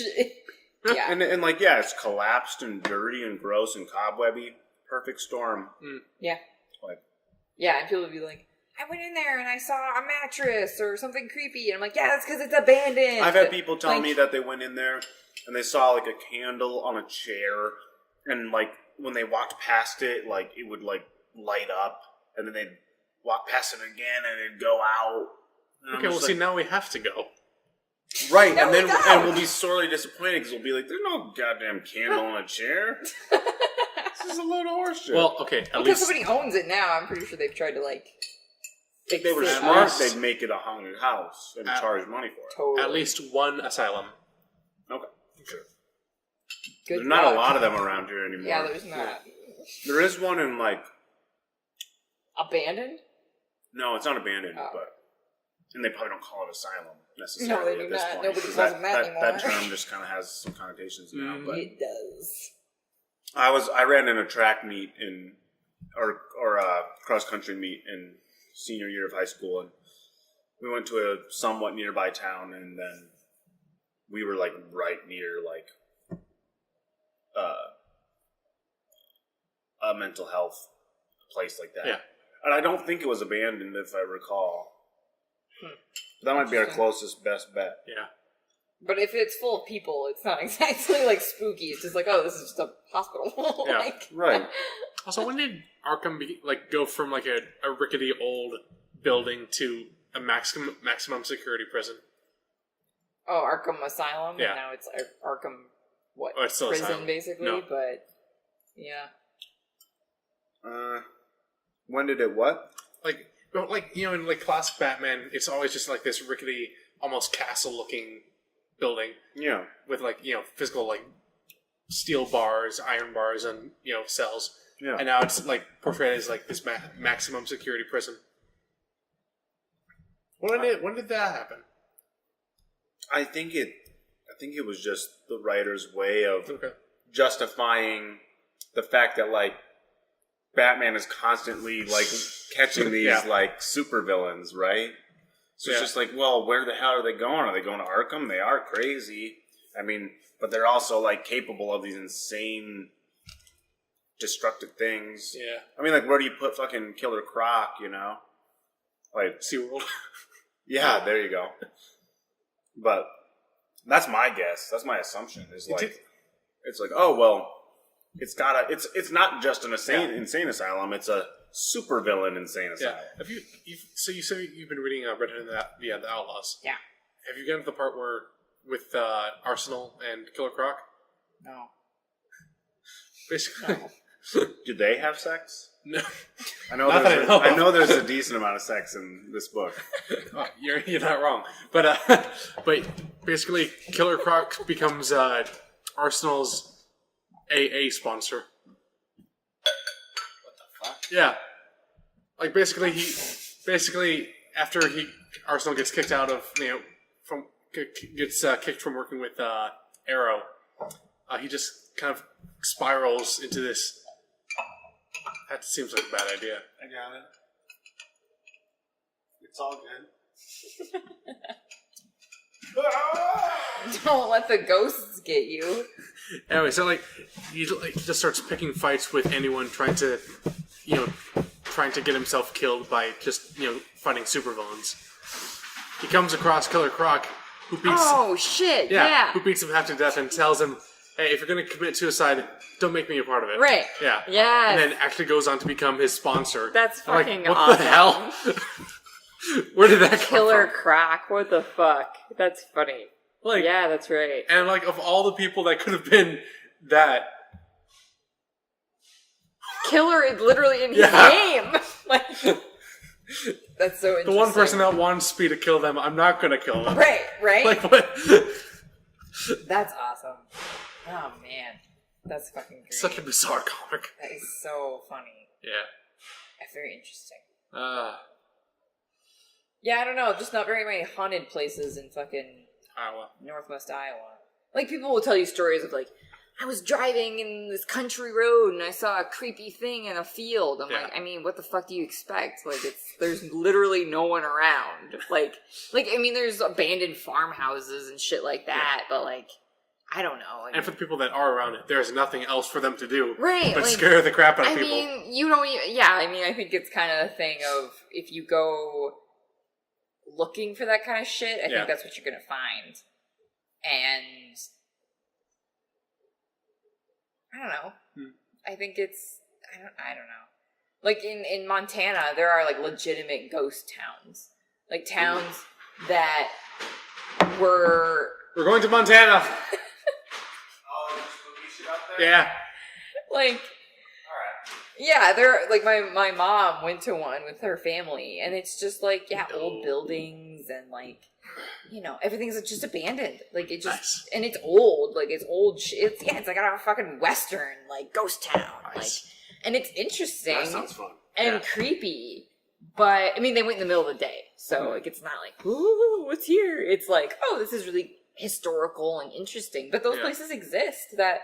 People just left, and they're creepy. Like, that's a creepy thing, to go to a completely abandoned town. And I think that's, why Newkirk's out in the middle of fucking nowhere. They've got this very minimal population. They've got a church, and that's it. And then there's just, 20 houses around. I do feel like we're going to get mugged if we do go to a ghost town, though. If we go to a ghost town? Yeah. I mean, that seems like a terrible place to hang out and wait to mug people. Well, I mean, like... Don't you think? Just one tourist every 6 months. That's some Scooby-Doo shit right there. Like, yeah, okay, fair. Good thing I have my elaborate costume ready for the one group of teenagers that fucking showed up here in the middle of nowhere. Yeah, you're not wrong. Right? Oh, man, yeah, that's true. But that there have to be people like that out there. Yeah. Like, I'm sure. Not even, somewhere, yeah. Like, probably not even malicious. They just get kicks from scaring people. Yeah, or like a crazy hermit type. Yeah, totally. Or just, opportunity arises that they're like, shit, like, I'm out here all alone. Yeah. And might as well have some fun. Right, yeah. there's this one group of people and I'm desperate. Like, and then what Zach am I gonna do? unleashes his fucking bamboo stick on them. And they messed with the wrong people. They're like, oh, fuck, this was a mistake. I mean, like, they didn't know they were, like, messing with the hooligans. What have I done? So. Right? I really wish the Gooligans weren't taken. The Gooligans? Yeah, but the name's taken, though. By who? BuzzFeed. Oh. That's dumb. They're not a real thing, though. BuzzFeed? I mean, they're not a real news source. Well, not news, but, like, entertainment. Oh, yeah. They're like IGN, Yeah. Fair enough. They're like they're that weird cousin of the entertainment industry. Yeah. Yeah. That's fair. Yeah. And they had, BuzzFeed has, like, they're pretty popular. Yeah. Right? Like, yeah. Shit, what was I thinking? I don't remember. Oh, well. That's fine. Ghosts. We probably should wrap up, right? Yeah. Any last words? I hope you're scared. Yeah. I'm scared. Yeah, or, if you want, like, send in your ghost stories. Yes, I guess. please. That'd be fun. Or don't. That's fine too. I mean, you don't have to read them. Oh, I will not read them. I mean, yeah, I will. Or at the very least, direct us to like some of these things, like kind of like that story Zach shared. Yeah. That shit. I mean, it's fun. Like, there's a reason that stuff. It's like there's some part of you that wants to believe. Yeah, you know, like Peter Pan. Sure. What? I mean, he's like creepy as all hell, right? Peter Pan is. Yeah. Why is it creepy? He kidnaps kids in the middle of the night. Well, not kidnaps, but like lures them out. Yeah. Shit, you're right. Yeah. He has a living shadow. See, that I get. Yeah. But yeah, I never thought about that. He does just like show up and be like, "Come on, kids. I've never grown up. I'm 150 years old." You know what? We better not get into it. I was gonna go into like a whole like Michael Jackson Neverland Ranch thing. What?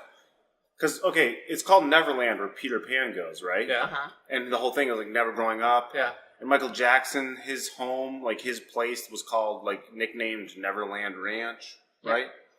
And did you not know about this? Oh. And like Peter Pan or Michael Jackson, like Peter Pan. First of all, I'm not at all like discussing the allegations. Frankly, I don't even really believe them, but like.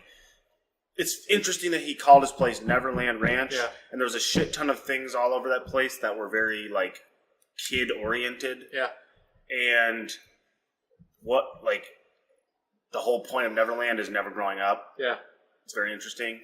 And, like, arguably, like, that's really, like, the only thing that Michael Jackson, in my opinion, was really guilty of was never growing up because of, like, his dad... like basically stealing his childhood, right? Exactly. Basically. So, I just never made the connection between Peter Pan and Neverland Ranch and the whole idea of like never growing up and then realizing that like that was something that I feel like was Michael Jackson's issue. Yeah. Because like he had like cotton candy machines and shit on his property. And he would hang out with these kids all the time. And eventually that led to these allegations, right? Because people were like, oh, he's been doing shit with these kids. But like, I literally think he just wanted to hang out with kids because he, in his mind, like everything about him gives off the vibes of like a broken person that is like a child in a man's body. Yeah, I think I read something or heard or some interview with a guy who was somebody who would go to Neverland, like as a child and knew Michael Jackson, like as Michael Jackson was an adult, and now this guy is an adult. Yeah, and he was like, it was like the weirdest experiences. He was like, but like it was never like inappropriate. Harmful. It was never harmful. It was just like this guy obviously wanting to like enjoy his childhood, basically. Like he wanted to like relive those ideas like every day, basically. Like, if anything, it's super sad. It is tragic. I really think it is. I think it's offensive. I think it's probably pretty disgusting that the only explanation people could make was that he's, like, some pervert. Yeah. When in reality, it's like, his dad sold his soul and his childhood to make a buck. Well, that's extremely sad. Well, think about this. Like, literally, like dozens of people were perfectly fine leaving their children at this ranch all day with him. Right. Yeah. Like, they were perfectly comfortable doing that. And actually, it didn't become a problem until, like, one or two particular families went out of their way to sue him. For what? Claiming that he molested their children. It was about money. Like, in fact, there's one particular family, I don't know their name. Yeah. But they are the ones that sort of like led this like sort of crusade against him. Wow. And there were other celebrities that warned Michael Jackson that like this family was trouble and that they would like kind of like do anything. That's messed up. They would use him basically. Yeah. And he would literally like give them, he was unlimited wealth. He would just give them shit. Like he was very good to them and they benefited from having a relationship with him. Wow. And eventually they were taking him to court and saying that he molested their kid and stuff. And so messed up. Yeah. So, that's a fun note to end this on. Seriously. Isn't it kind of weird though that like we're kind of recording for an audience that we don't have yet? Yeah. Because right. So far we have one episode posted. Right. And there's 12 views or something maybe? 2. 2? Yeah. Oh. Huh. And but this is still episode 4? Yeah. Yeah. Yeah. It's weird. Yeah. But I think we're not a bad word, but just yeah, it's weird. It's weird, but I like what we're doing. And it's actually something that I look forward to. It's fun. Yeah. It's casual. We're talking about things we want to talk about. Yeah. So, I mean, in my theory is if you are making something that you like and that you and your friends and stuff like, then that's all you can do. Yeah. And the audience will follow because there are other people like us that want to find something that they can listen to. And it'll take some time for them to find us, but it'll get there though. Yeah. Exactly. Yeah. Also, Montesma wants to listen to us. What? Montesma wants to download some of our stuff. Nice. Hell yeah. Yeah. Awesome. So, well, if you're listening to my voice now, then you're one of those people, and we thank you for listening. And we'll see you next week. Yep. Oh shit! We got a clink with salt and pepper shakers. Oh my god! Oh my god! Come on! 2, 3. There we go. All right. We did one at the beginning, so I think it's okay. Peace. All right. Sweet.